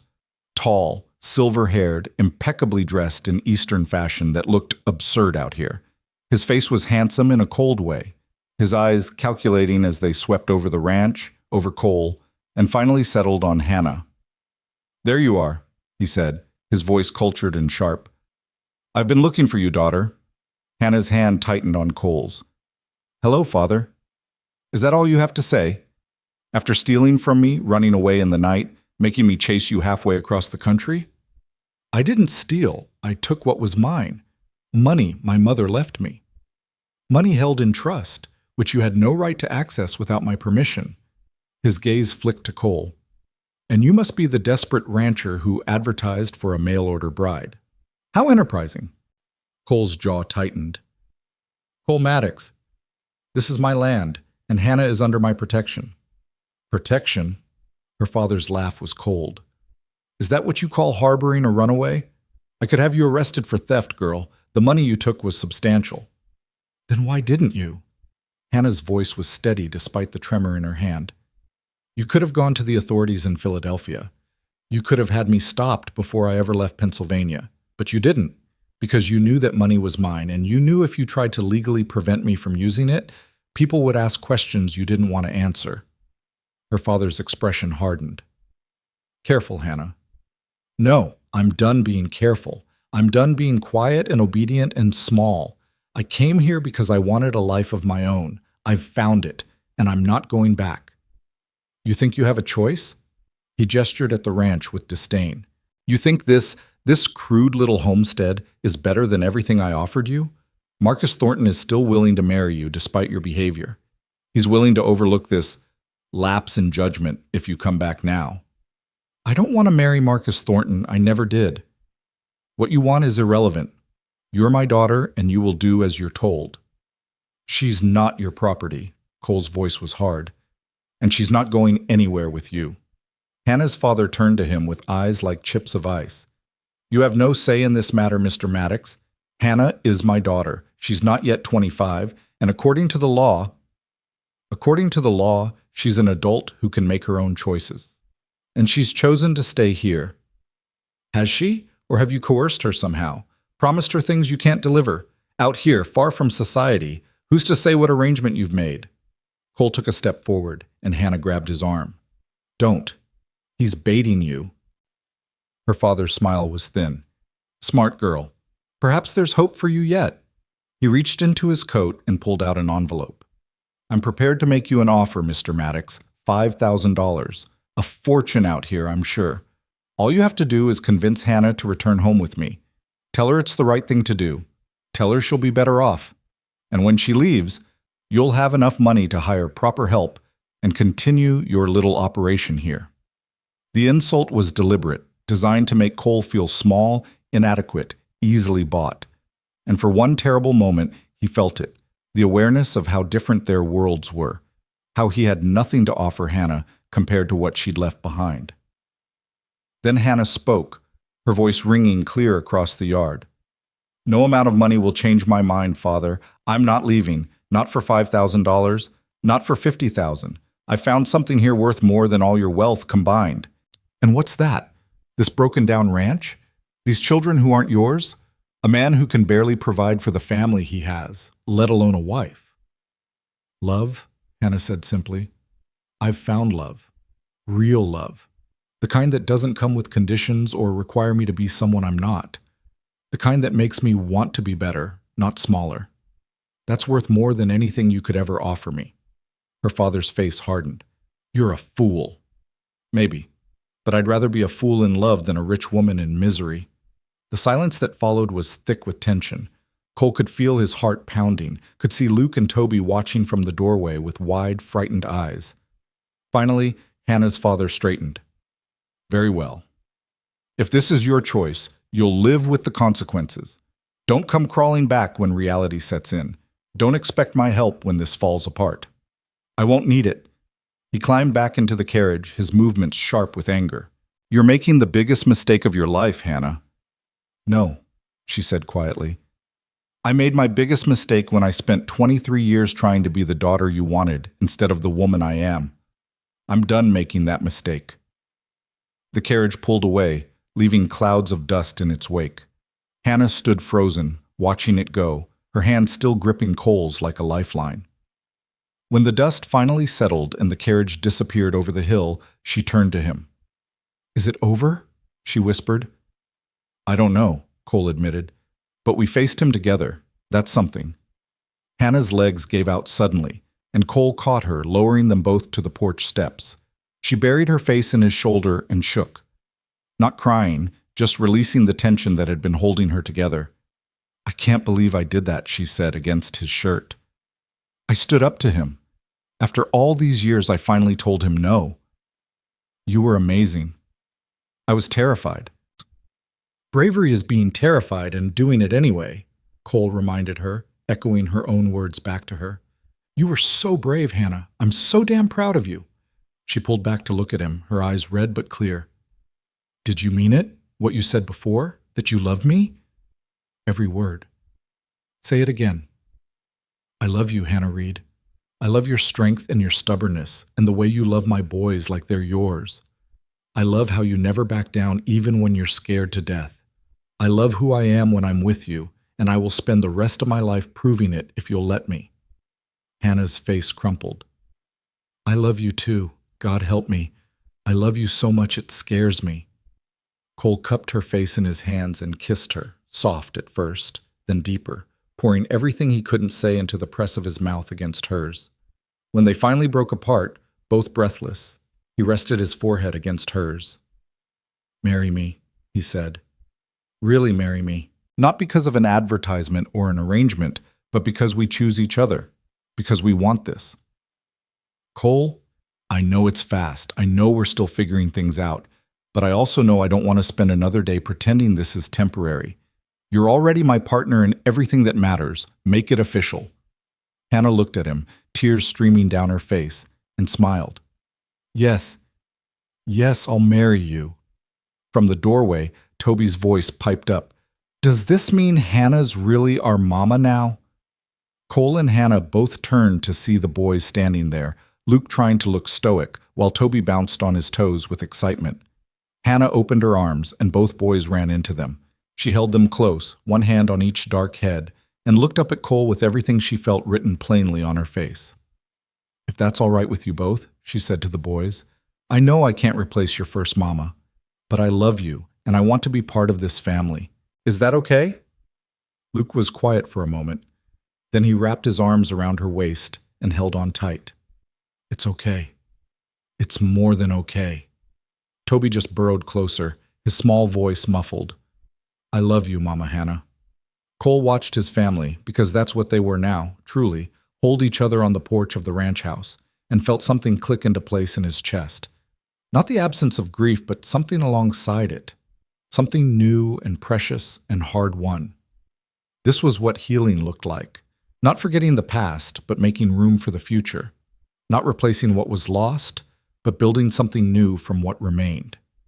As the sun began to set over the Wyoming plains, painting the sky in shades of gold and crimson, Cole Maddox knew that whatever came next, they would face it together. And that was everything. The days following Hannah's father's departure felt different, lighter somehow, as if a weight that had been pressing down on all of them had finally lifted. Cole watched Hannah move through the house with a new ease, her shoulders no longer carrying the constant tension of waiting for the other shoe to drop. She sang while she worked now, old songs her mother had taught her, and the sound filled the empty spaces in a way that made the house feel truly lived in. They decided to marry under the cottonwood tree down by the creek, the same tree where Cole had proposed to Sarah all those years ago. It felt right somehow, not erasing the past, but weaving it into the present. Hannah understood without him having to explain, the way she seemed to understand so many things about him now. "We'll keep it simple," she said one evening as they sat on the porch watching the boys chase fireflies in the growing dusk. "Just us, the boys, and maybe a few neighbors. Nothing fancy." "You sure most women want—" "I'm not most women, Cole Maddox. Haven't you figured that out yet?" He smiled, reaching over to take her hand. "Yeah, I have." They set the date for 2 weeks out, which gave Hannah just enough time to alter one of Sarah's old dresses, a simple cream-colored cotton that she'd found carefully preserved in the trunk. Cole had worried it might be too painful, too much like replacing rather than adding, but Hannah had been certain. She'd want someone to wear it, she'd said, running her fingers over the careful stitching.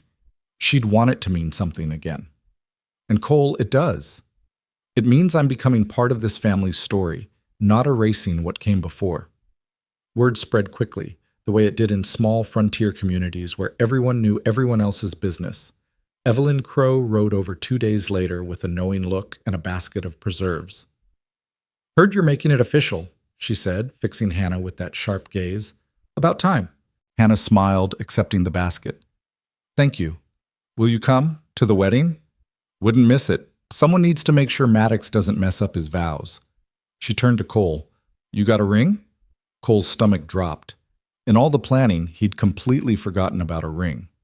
"I figured as much. Men never think of these things." Evelyn reached into her coat pocket and pulled out a small velvet pouch. "This was my mother's. Simple gold band, nothing fancy, but it's held up through 50 years of hard Wyoming living. Figured it might suit." She dropped the pouch into Hannah's hand, and when Hannah opened it, tears immediately sprang to her eyes. The ring was indeed simple, just a thin gold band worn smooth with age, but it gleamed softly in the sunlight. "Mrs. Crow, I can't. This is a family heirloom, and I'm giving it to family. You think you're not family just because we don't share blood? Girl, family's what you make it out here. Now take the damn ring before I change my mind." Hannah threw her arms around the older woman, who stiffened for a moment before awkwardly patting her back. All right. Enough of that. You'll wrinkle my coat." But Cole saw the smile tugging at Evelyn's mouth as she rode away, and he felt a rush of gratitude for this fierce, uncompromising woman who'd decided to take them under her wing. The morning of the wedding dawned clear and bright, the kind of perfect June day that felt like a gift. Cole stood in front of the small mirror in his room, fumbling with his collar. His hands were shaking, which was ridiculous. He'd been married before, he knew what to expect. But this felt different. This felt like choosing rather than falling, like building something with intention instead of just letting love happen to him. A knock at the door made him turn. Luke stood there in his Sunday clothes, his hair slicked back with water, looking oddly grown up. "Papa? Can I talk to you?" "Of course, son. Come in." Luke shut the door carefully behind him and stood there for a moment, clearly gathering his courage. "I just wanted to say, I'm glad about you and Hannah, about her being our mama now." Cole's throat tightened. "Yeah? Yeah, I know I was mean at first. I know I made it hard for her, but she never gave up on us. On me. And his voice cracked. "I just wanted you to know that I think Mama would be happy, that you found someone, that we found someone." Cole crossed the room and pulled his son into a tight hug. "Your mama would have loved Hannah. They would have been friends, I think. Strong women who don't take any nonsense." Luke laughed wetly against his shoulder. "Hannah says I have your stubbornness and Mama's soft heart. That sounds about right." They stood there for a moment, father and son, holding each other in the quiet morning light. Then Luke pulled back and wiped his eyes quickly. "Toby's bouncing off the walls downstairs. Hannah's trying to get him dressed, but he keeps asking if there'll be cake." Cole smiled. "Will there?" "Hannah made one yesterday. Hid it in the cellar so Toby wouldn't find it. It's got honey and dried apples, and she said it's for special occasions." Luke's expression turned serious.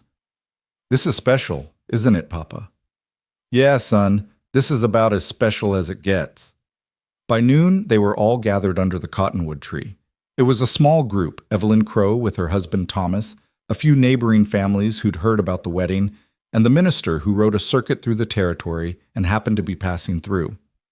Hannah stood beside Cole in Sarah's altered dress, her hair loose around her shoulders the way he liked it, holding a small bouquet of wildflowers Luke and Toby had picked that morning. She was beautiful, but more than that, she was real. No artifice, no pretense, just Hannah exactly as she was, nervous and radiant and absolutely certain. The minister opened his worn Bible and began to speak, but Cole barely heard the words. He was too focused on Hannah's face, on the way she looked at him like he was the answer to every question she'd ever asked. When it came time for the vows, his voice was steady. "Hannah, when you stepped off that stage 2 months ago, I was drowning. I didn't know it, but I was.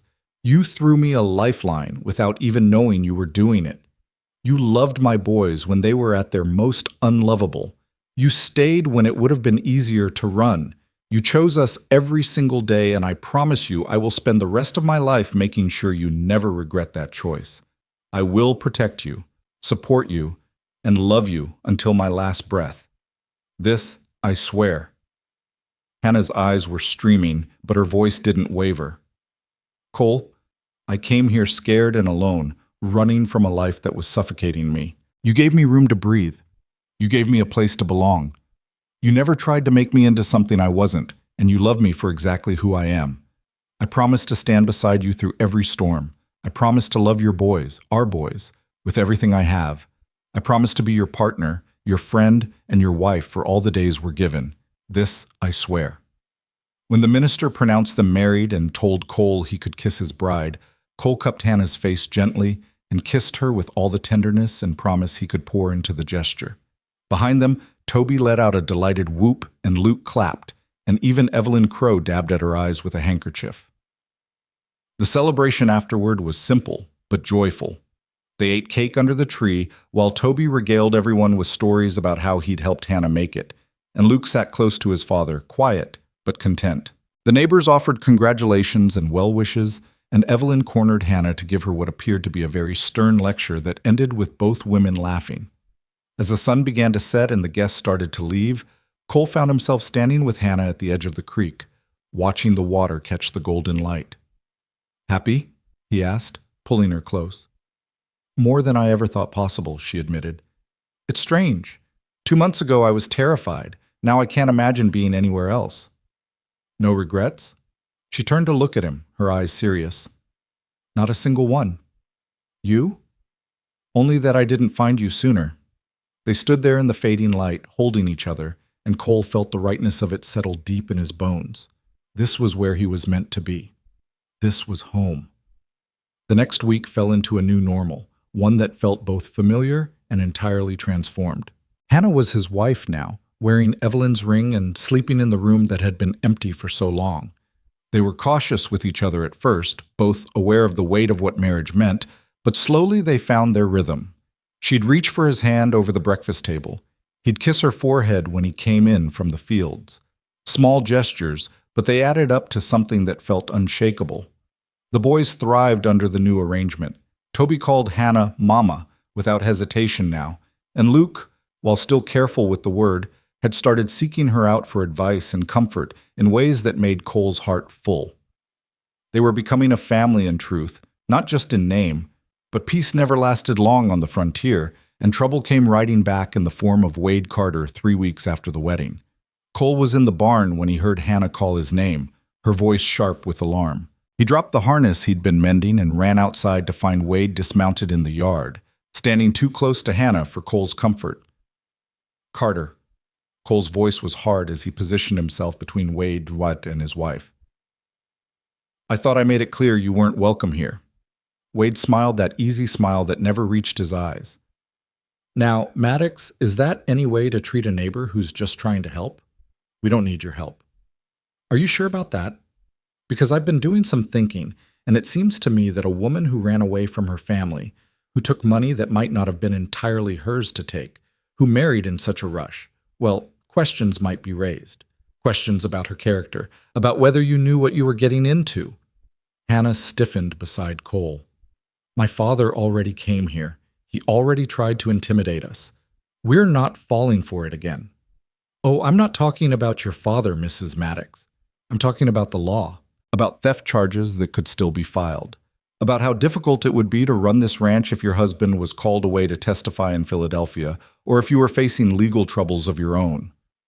Cole's hands clenched into fists. What do you want, Carter? Same thing I've always wanted, those water rights. Sign them over to me and I'll make sure any uncomfortable questions about your wife's past never get asked. I'll even put in a good word with her father, smooth things over. Everyone wins. Except us, Hannah said quietly. We lose our water, our security, our dignity. That's not winning, Mr. Carter. That's extortion. Wade's expression hardened. You'd be wise to watch your tone, Mrs. Maddox. You're not in a position to make accusations. Neither are you. The voice came from behind them, sharp and commanding. Cole turned to see Evelyn Crow riding into the yard, her husband Thomas beside her. I heard you've been making threats, Wade. That's not very neighborly of you. Wade's smile faltered. This is a private matter, Evelyn. Nothing's private when you're loud about it in town. And you've been very loud lately, talking about how the Maddox place is going to be yours soon, how you've got leverage. Well, here's something for you to consider. I've known Cole and his family for years. I've met Hannah. I've seen how they run their place and how they treat their boys. And if you try to spread lies about either of them, you'll answer to me and everyone else who values honesty over ambition. Thomas Crow spoke up, his voice quiet but firm. I filed a complaint with the territorial marshal about your business practices, Wade. Seems several folks have stories about how you've acquired your land. Might be worth investigating. Wade's face went white, then red with fury. You can't prove anything. Maybe not, but we can sure make noise. And out here, reputation matters. You want to destroy Cole and Hannah's? Fine, but yours will go down with theirs, and I don't think you're prepared for that. The standoff stretched out, tense and dangerous. Finally, Wade mounted his horse, his movements sharp with anger. This isn't over, he said, looking at Cole. Yes, it is, Cole said quietly. Because if you come back here, if you threaten my family again, I won't be asking the Crows to handle it. I'll handle it myself. And I promise you won't like the outcome. Wade rode off, and the silence he left behind was thick with residual tension. Cole turned to the Crows, gratitude washing over him. Thank you. I don't know what would have happened if you hadn't shown up. Evelyn waved a hand dismissively. Wade Carter's been a bully since he was 12 years old. About time someone called him on it. He won't bother you again. He's too worried about his own skin now. Still, we owe you. You don't owe us anything. That's what neighbors do. They look out for each other. She looked at Hannah. How are you holding up? Hannah, who'd been quiet during the confrontation, took a shaky breath. I'm tired of people trying to use my past against me. I'm tired of feeling like I have to apologize for choosing my own life. Then stop apologizing, Evelyn said bluntly. You did what you had to do to survive, and anyone who thinks less of you for it isn't worth your time. Hold your head high, girl. You've earned the right. After the crows left, Cole and Hannah stood in the yard as the dust settled around them. Luke and Toby, who'd been watching from the porch, came running over. Is the mean man gone? Toby asked, pressing close to Hannah. He's gone, sweetheart, and he's not coming back. Good. I didn't like him. Luke was more serious. Papa, are we safe now? Cole looked at Hannah, then back at his sons. Yes, son. We're safe. And if anyone tries to threaten this family again, we'll face them together. That's what families do. That night, after the boys were asleep, Cole and Hannah sat on the porch in their usual spot. Hannah was quiet, her arms wrapped around her knees, staring out at the dark. What are you thinking? Cole asked gently. I'm thinking about how much my life has changed. 6 months ago, I was trapped in a house that didn't feel like home, engaged to a man who made me feel worthless, terrified of what my future looked like. Now I'm here, with you, with the boys, and people are still trying to take it away from me. They won't succeed. But what if they do? What if my father comes back with legal papers? What if Wade finds some way to destroy us? What if... Cole reached over and took her hand, silencing her. Hannah, listen to me. Whatever comes, we'll handle it. Together. That's not just words, it's a promise. You're not alone anymore. You have me, you have the boys, you have the crows, and the other neighbors who've come to care about you. You have a whole community behind you now. I'm not used to that, she whispered. I'm not used to people fighting for me. Get used to it, because we will fight for you every single time. You're worth fighting for. Hannah turned to him, her eyes luminous in the moonlight. How did I get so lucky? Luck had nothing to do with it. You chose courage over comfort. You chose to build something new instead of accepting what others wanted to force on you. And yeah, I'm grateful you chose us, but Hannah, you earned this. You earned every bit of happiness you've found here. She leaned against him, and he wrapped his arm around her shoulders, pulling her close. They sat there in comfortable silence, listening to the night sounds of the ranch, the wind in the grass, the distant call of an owl, the soft snoring of the dog at their feet. Cole? Hannah said after a while. Yeah? Thank you. For believing in me when I didn't believe in myself, for giving me a place to belong, for loving me. He kissed the top of her head. Thank you for staying, for loving my boys, for making this house feel like home again, for choosing us. I'll always choose you, she said softly. All of you. For as long as I live. The weeks that followed were peaceful, almost defiantly so. Wade Carter stayed away, apparently heeding the crow's warning. Hannah's father sent no more letters, no more threats. The ranch work continued, fences mended, cattle tended, crops managed, and gradually Cole felt the last of his fears start to ease. They fell into patterns that felt solid, permanent. Sunday mornings, Hannah would read to the boys while Cole handled the lighter chores. Evenings, they'd all sit on the porch together, talking about the day or just enjoying the quiet.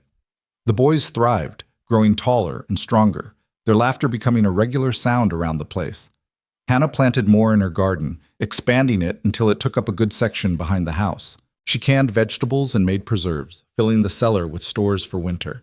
She sewed curtains for the windows and quilts for the beds, each one a declaration that this was her home now, that she was investing in their future.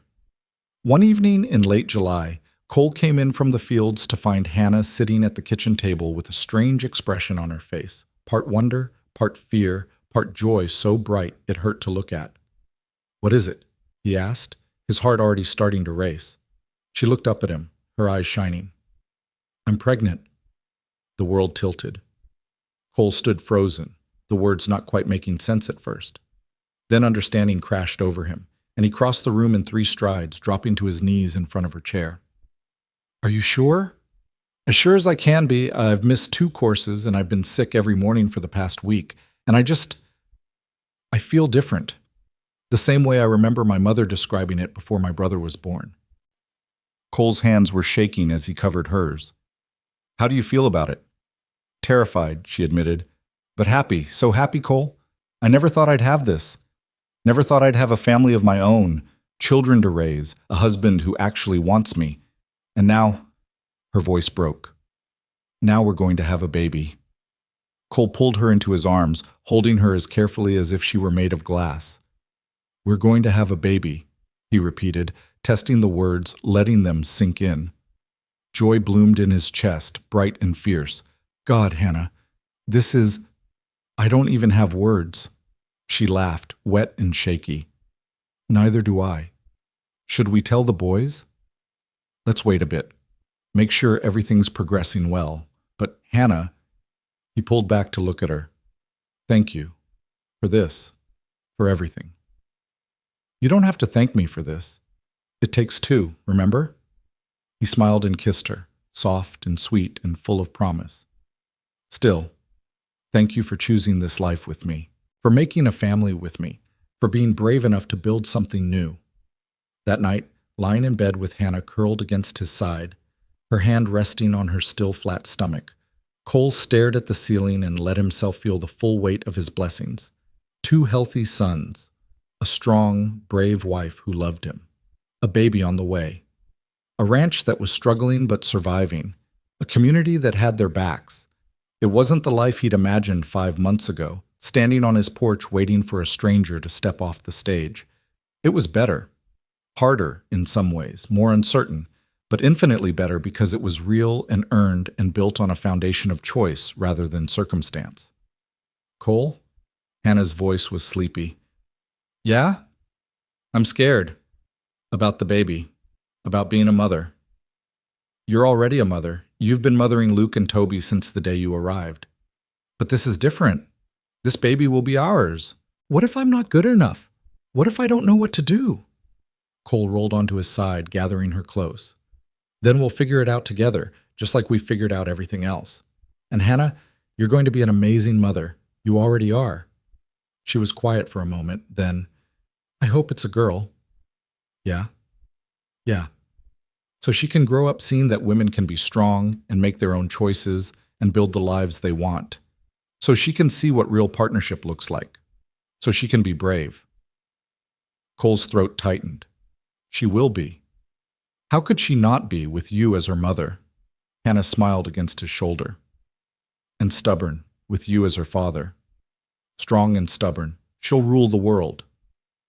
They laughed together in the darkness, and Cole felt something settle deep in his chest, a contentment so profound it was almost painful. This was what he'd been fighting for all along without even knowing it. This moment, this peace, this family. As Hannah drifted off to sleep, her breathing evening out, Cole lay awake and made a silent promise to the child growing inside her, to his wife, to his sons, to himself. Whatever came next, whatever storms or troubles or challenges the future held, they would face it together. They would protect each other. They would build something that lasted. And that would be enough. More than enough. It would be everything. They waited 3 more weeks before telling the boys, wanting to be certain, wanting to savor the secret between them just a little longer.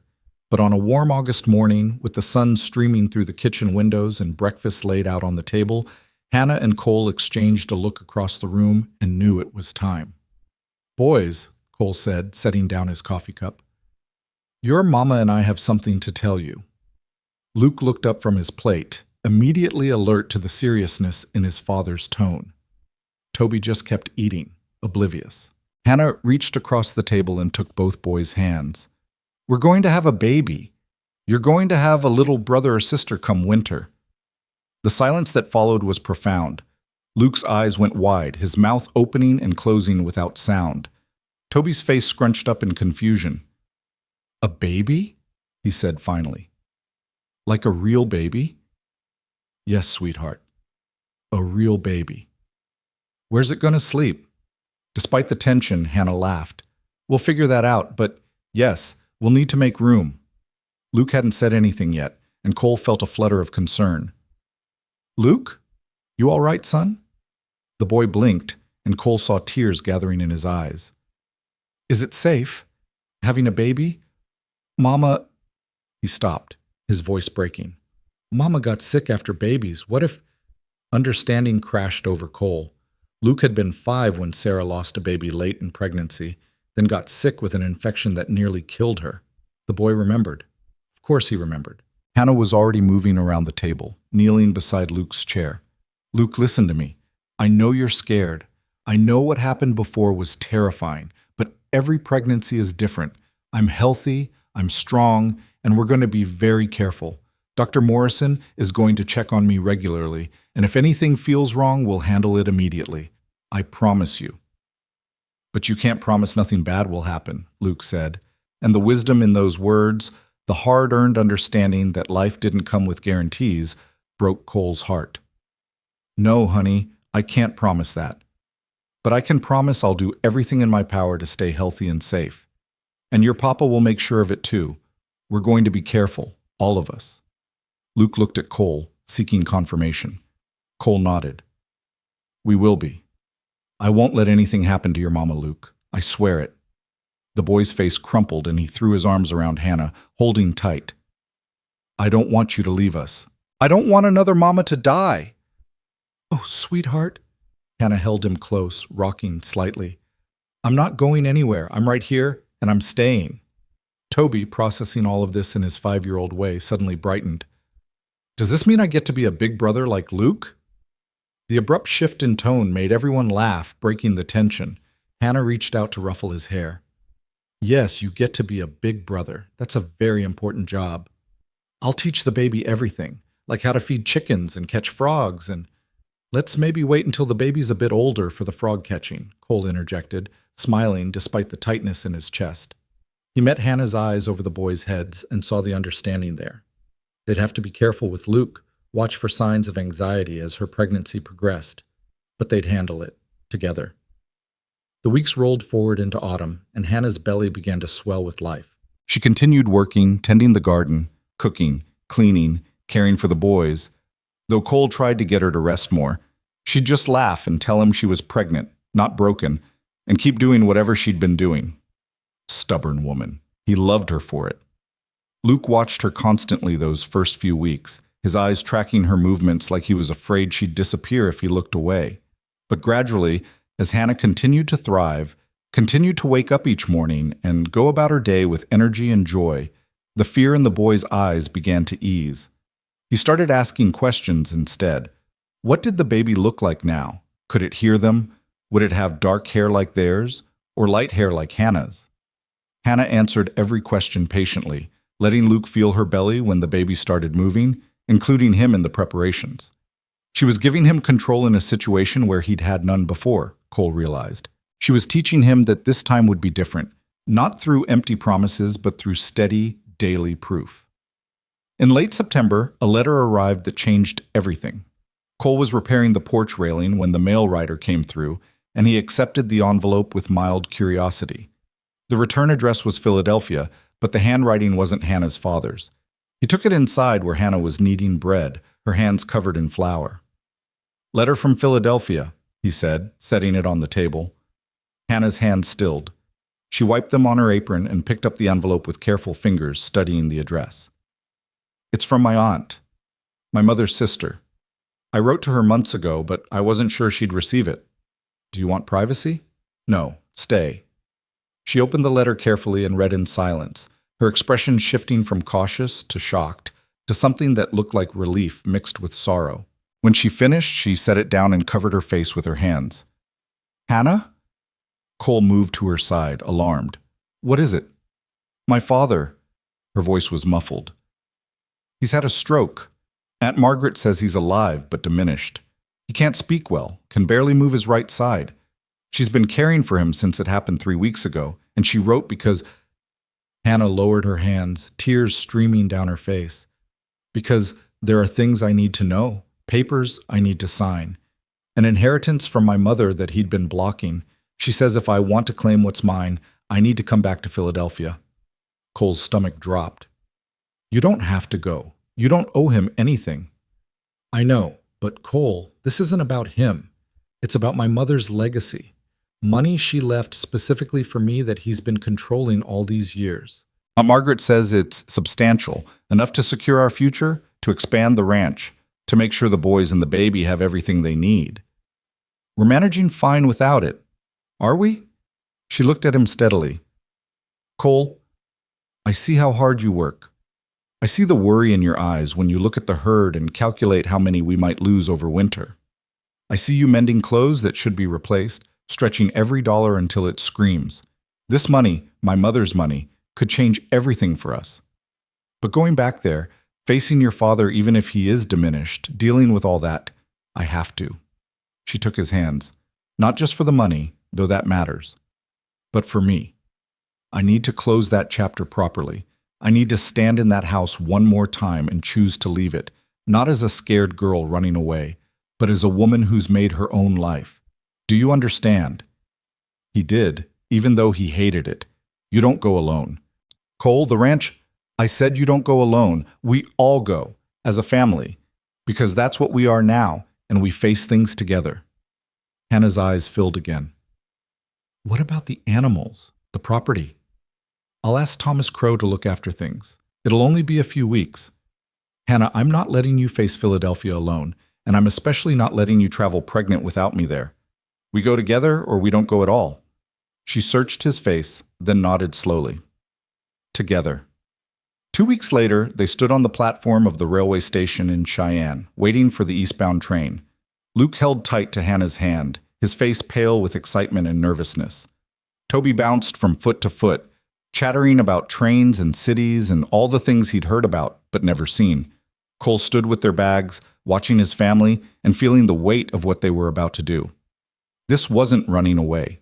This was facing the past head-on, together. This was claiming what was rightfully Hannah's and then coming home.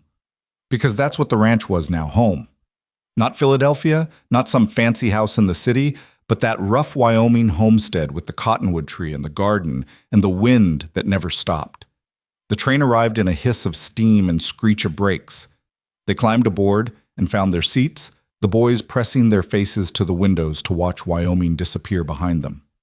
Hannah sat beside Cole, her hand in his, her belly round beneath her traveling cloak. What if he's changed, she said quietly. What if seeing him like this, diminished, helpless, makes me feel guilty for leaving? Then we'll deal with it. But Hannah, you didn't cause his stroke, his anger, his need to control everything. That's not on you. You were fighting for your life, your happiness. You're allowed to do that without guilt. She leaned her head on his shoulder. When did you get so wise? I married you. That automatically makes me smarter. She laughed, and Cole felt some of the tension ease from her body. The train lurched forward, picking up speed, carrying them toward a reckoning that was 7 months in the making. Philadelphia hit them like a wall of noise and humanity. After months on the open plains, the press of people, the clatter of carriages, the sheer volume of the city was overwhelming. Luke clutched Hannah's hand so tight his knuckles went white, and even Toby's chattering stalled as they emerged from the train station into the chaos of the street. They took a hotel room, modest but clean, and Cole watched his son stare wide-eyed at things he'd taken for granted before moving west. Gaslights, paved streets, buildings that stretched up more than 2 stories. It was another world, and seeing it through their eyes made him realize how far he'd come, how much he'd changed. That evening, Hannah's Aunt Margaret came to visit. She was a tall, elegant woman in her 50s with Hannah's eyes and a warmth her brother-in-law clearly lacked. She swept Hannah into a fierce embrace the moment she walked through the door. "Oh, my dear girl, look at you. You're glowing." "I'm pregnant," Hannah said, smiling through tears. "I can see that. And married, I hear. This must be your husband." Margaret turned to Cole, her gaze assessing but not unkind. "Mr. Maddox, thank you for bringing her home, even temporarily." "This isn't her home anymore, ma'am, but she needed to come, so here we are." Margaret's smile widened. "I like you. Straightforward. Good. Hannah always needed someone who wouldn't let her twist herself into knots trying to please everyone." She turned to the boys. "And these handsome young men must be your sons." Luke and Toby were introduced, both suddenly shy in the presence of this sophisticated city woman. But Margaret had a way about her, gentle and humorous, that soon had even Luke smiling. When they were settled with tea and cookies, Margaret's expression grew serious. I should tell you about your father, Hannah. He's at home, under the care of a nurse. The stroke affected his right side and his speech severely. He can understand what's said to him, but forming words is difficult and frustrating for him. He's angry, angrier than before if that's possible. And the doctor says another episode could come at any time. Does he know I'm here? Hannah asked. Not yet. I wanted to give you time to prepare. Hannah, I need you to understand something. Your mother's will was very specific. She left you money that was hers from her own family, not marital property. Your father had no legal right to control it, but he did anyway, using legal maneuvering and his influence to keep it tied up. With his current condition, the lawyers agree that now is the time to finalize everything. But you'll need to see him. You'll need to sign papers in his presence. Are you prepared for that? Hannah's hand found Cole's. Yes, I need to do this. For my mother, for myself, for my family. Margaret nodded approvingly. Your mother would be so proud of who you've become. She always wanted you to be strong, to make your own choices. She'd love that you found that strength, even if it took running halfway across the country to do it. The next morning, they went to the house Hannah had grown up in. It was imposing, 3 stories of red brick in a fashionable neighborhood, and Cole felt immediately out of place in his frontier clothes and calloused hands. But Hannah squeezed his hand and they walked up the steps together, Luke and Toby flanking them like small, determined guards. The nurse let them in, and Margaret led them to the parlor where Hannah's father sat in a wheelchair by the window. He looked smaller than Cole had expected, diminished not just by the stroke, but by bitterness and age. His left eye tracked their entrance, and when it landed on Hannah, something flickered there. Recognition, anger, maybe even regret, though that might have been wishful thinking. Hello, Father, Hannah said, her voice steady. She didn't let go of Cole's hand. Her father made a sound, frustrated, inarticulate.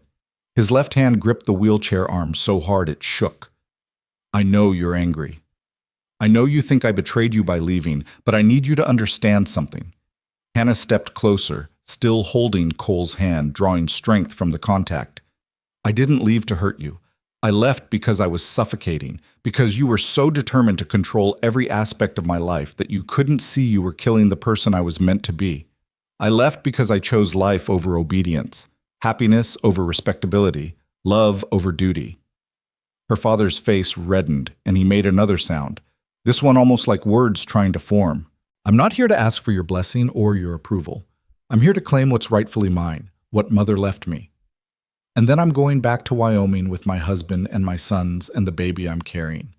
We're building a good life there, a real life, and I wanted you to know that I'm happy. Finally, truly happy. I hope someday you can find peace with that, but if you can't, that's not my burden to carry anymore. The lawyer stepped forward then, a thin man with wire spectacles, and laid out papers on a side table. Mrs. Maddox, these documents will transfer your mother's inheritance into your name. The amount, after 7 years of accumulated interest, comes to just over $15,000. Cole nearly choked. $15,000. That was a fortune. Enough to buy more land, expand the herd, build a bigger house, secure their children's future, and still have money left over. He looked at Hannah, who was staring at the papers with wide eyes. That much? Your mother came from a wealthy family, Mrs. Maddox. She wanted to ensure you'd have independence, that you'd never have to marry for money, only for love. I believe she'd be pleased to know that's exactly what you did. Hannah signed the papers with a hand that trembled slightly, and Cole added his signature where required. Her father watched from his chair, his face unreadable, making small sounds that might have been protests or might have been resignation. When it was done, Hannah turned back to him one last time. I forgive you, Father.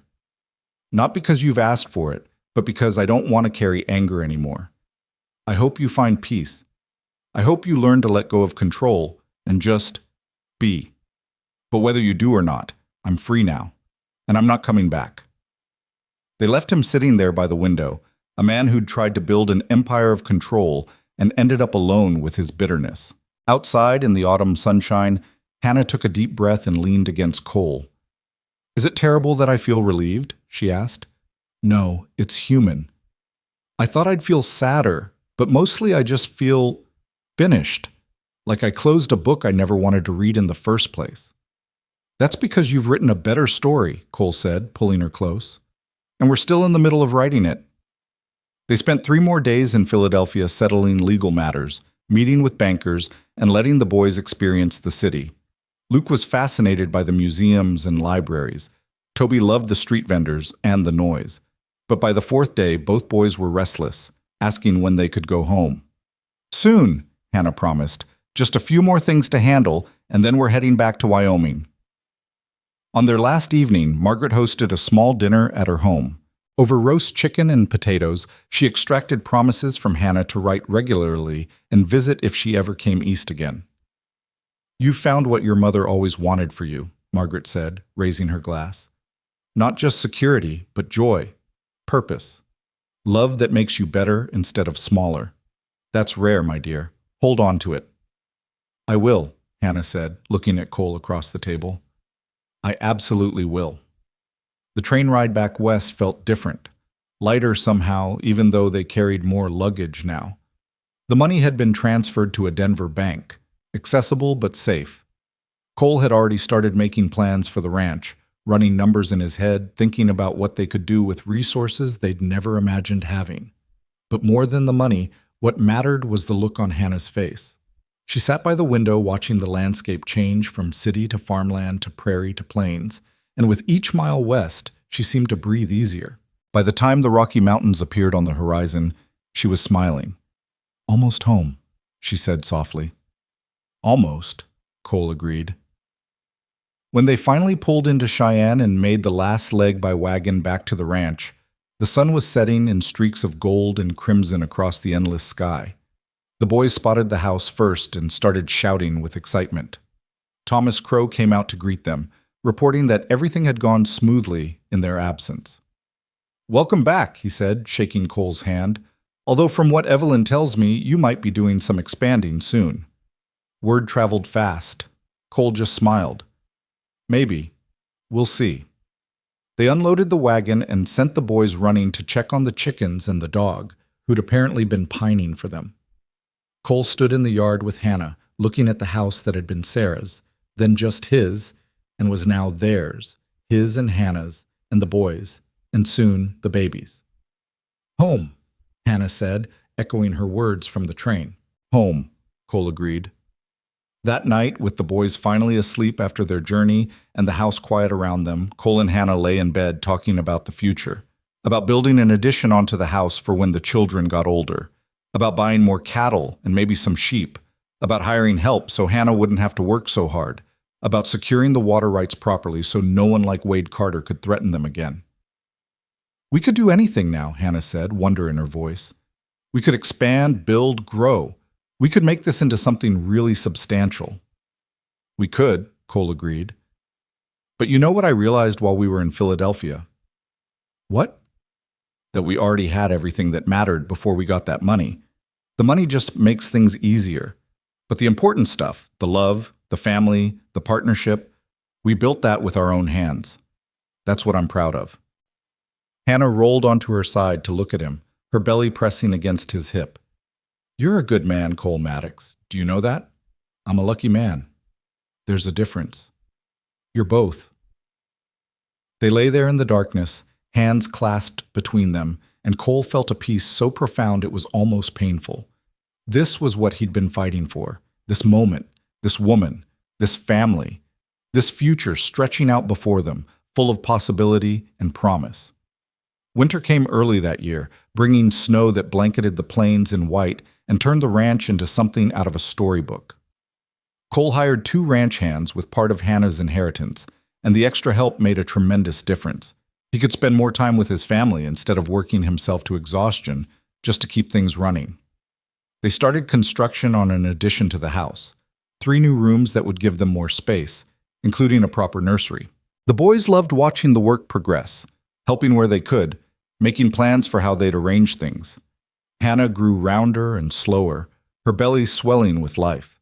She still moved through the house with purpose, but Cole and the boys had gotten good at making her rest, at taking over tasks when she pushed too hard. Luke especially was attentive, bringing her water, fetching things she needed. His earlier fear transformed into protective care. In December, when the snow was deep and the nights were long, Hannah woke Cole in the darkness with a hand on his shoulder. "It's time," she said quietly. Cole's heart kicked into a gallop. They'd been preparing for this, had everything ready, but suddenly all his plans flew out of his head. "Are you sure?" "Very sure. The pain started an hour ago. They're getting closer together." Cole was up and moving, pulling on clothes, stoking the fire, his hands shaking slightly. Luke appeared in the doorway, rubbing his eyes. "What's happening?" "Your mama's having the baby," Cole said, trying to sound calm. "I need you to stay with Toby and keep him calm if he wakes up. Can you do that?" Luke's eyes went wide, but he nodded. "I can do that." "Papa, is she going to be okay?" Cole crossed the room and gripped his son's shoulder. "She's going to be fine. Women have been doing this since the beginning of time. Your mama's strong. Trust her." The boy nodded again and retreated to his room. Cole went back to Hannah, who was breathing through a contraction, her face calm but focused. "I sent word to Mrs. Crow yesterday that it might be soon," she managed when the pain passed. "She should be here within the hour." Sure enough, Evelyn Crow arrived 45 minutes later with supplies and a no-nonsense attitude that immediately made Cole feel better. She shooed him out of the room with instructions to boil water and keep the boys occupied. The wait was endless. Cole paced the kitchen while Luke read to Toby, both boys trying to pretend they weren't listening for every sound from the bedroom. Dawn came, gray and cold, and still there was no news. Cole's anxiety ratcheted higher with every hour, memories of Sarah's difficult pregnancies surfacing no matter how hard he tried to push them down. Finally, just after noon, a baby's cry split the air. Cole was on his feet immediately, his heart in his throat. Luke and Toby crowded around him, all three of them staring at the closed bedroom door. After what felt like an eternity, Evelyn emerged, wiping her hands on a cloth, her face creased in a smile. "You've got a daughter," she announced. Healthy, loud, and already looking like she's got her mother's stubbornness. "Hannah's tired, but fine. Give us a few minutes to clean up, then you can come in." A daughter. Cole felt his knees go weak with relief and joy. A little girl. He looked down at his sons, who were both grinning ear to ear. "We have a sister," Toby said, testing the words. "A real sister." When they were finally allowed into the room, they found Hannah propped up in bed, exhausted but radiant, holding a tiny bundle wrapped in a soft blanket. She looked up when they entered, her face glowing. "Come meet your daughter," she said to Cole. He crossed the room on legs that felt like water, and looked down at the tiny face peering out from the blanket. She was red and wrinkled and perfect, with a shock of dark hair and eyes that squinted up at him like she was already sizing him up. "She's beautiful," he managed through the lump in his throat. "Just like her mother." "Want to hold her?" Cole sat carefully on the edge of the bed and let Hannah transfer the baby into his arms. She was so light, so fragile, and yet when she gripped his finger with her tiny hand, he felt the strength there. This little girl was going to be a force to be reckoned with. He could already tell. Luke and Toby crowded close, staring at their new sister with awe. "What's her name?" Luke asked. Cole and Hannah had discussed this, had narrowed it down to two choices, but sitting there with his daughter in his arms, Cole knew which one was right. "Sarah Grace," he said, looking at Hannah for confirmation. "Sarah, after the mother who started this family. Grace, for the second chance we've all been given." Hannah's eyes filled with tears. "Sarah Grace Maddox. It's perfect." They spent the rest of the day in that room, the whole family together, taking turns holding the baby, marveling at her tiny fingers and toes. Evelyn left with instructions for Hannah's recovery and a promise to check in the next day. Thomas Crow stopped by with congratulations and the news that he'd handle the evening chores so Cole could stay with his family.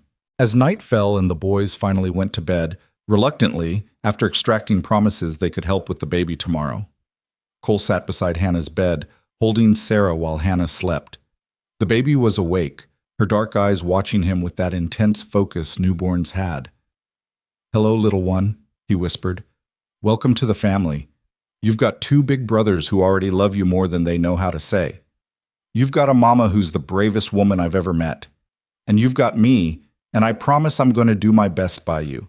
I'm going to teach you to be strong and kind and stubborn as hell. I'm going to make sure you know you can be anything you want to be, do anything you set your mind to. And I'm going to love you every single day of your life. That's a promise." Sarah made a small sound, not quite a cry, just a little noise of acknowledgement, and Cole smiled through the tears he hadn't realized were falling. This moment, this family, this life they'd built from grief and hope and stubborn determination. It was everything. The months that followed were hard in the way that having a newborn was always hard. Sleepless nights, constant feeding, learning the particular language of Sarah's cries. But they were also filled with joy. Watching Luke and Toby gentle themselves around their sister, seeing the fierce protectiveness that sprang up in them. Watching Hannah navigate motherhood with the same determined grace she brought to everything else. Watching Sarah grow and change, her personality emerging day by day. By spring, the addition to the house was complete, and they had proper space for everyone. The ranch was thriving. Cole had bought more cattle with the inheritance money, and the herd was growing strong. The garden Hannah planted was 3 times the size of the year before, and they'd hired a young woman from town to help with the housework so Hannah wouldn't exhaust herself. One evening in May, Cole stood on the porch watching his family in the yard. Luke was teaching Toby how to rope a fence post, both of them laughing when they missed. Hannah sat under the cottonwood tree with Sarah on a blanket beside her, the baby reaching for the grass with chubby hands. The dog lay in a patch of sunshine, and the ranch hands were finishing up the day's work in the distance. This was what winning looked like, Cole thought. Not wealth or status or power, but this. A family that chose each other, a home built on love and hard work, a future full of promise. They'd all been broken in different ways. Him by grief, Hannah by expectations and fear, the boys by loss. Sarah born into a family still learning how to heal. But they'd found each other, and in finding each other, they'd found wholeness. Hannah looked up and caught him watching. She smiled and patted the ground beside her, an invitation. Cole walked over and sat down, pulling her against his side while they watched their children play. "Happy?" he asked, the same question he'd asked her before, back when they were still figuring out what they were to each other. "More than I ever dreamed possible," she said. "You know what I realized today?" "What's that?" "I spent so many years thinking happiness was something you achieved, something you earned by being good enough, pretty enough, obedient enough. But it's not. Happiness is something you build day by day, choice by choice. It's this, right here. Not perfect, not easy, but real and earned and ours." Cole kissed the top of her head. "I love you, Hannah Maddox." "I love you too, Cole Maddox. Thank you for taking a chance on a scared mail-order bride who didn't know what she was doing. Thank you for staying, for choosing us, for building this life with me." They sat there under the cottonwood tree as the sun set over the Wyoming plains, their children's laughter carrying on the wind, their daughter cooing beside them, the ranch spreading out around them like a promise kept. The storms they'd weathered, grief and fear and threats from the past, had forged them into something stronger than they'd been alone. This was home. This was family. This was the life they'd chosen, and it was beautiful. And as the last light faded and the stars began to emerge overhead, Cole Maddox held his wife close and knew with absolute certainty that every hardship, every fear, every moment of doubt had been worth it to arrive at this perfect, ordinary, extraordinary moment. They had faced the storms together and they had won.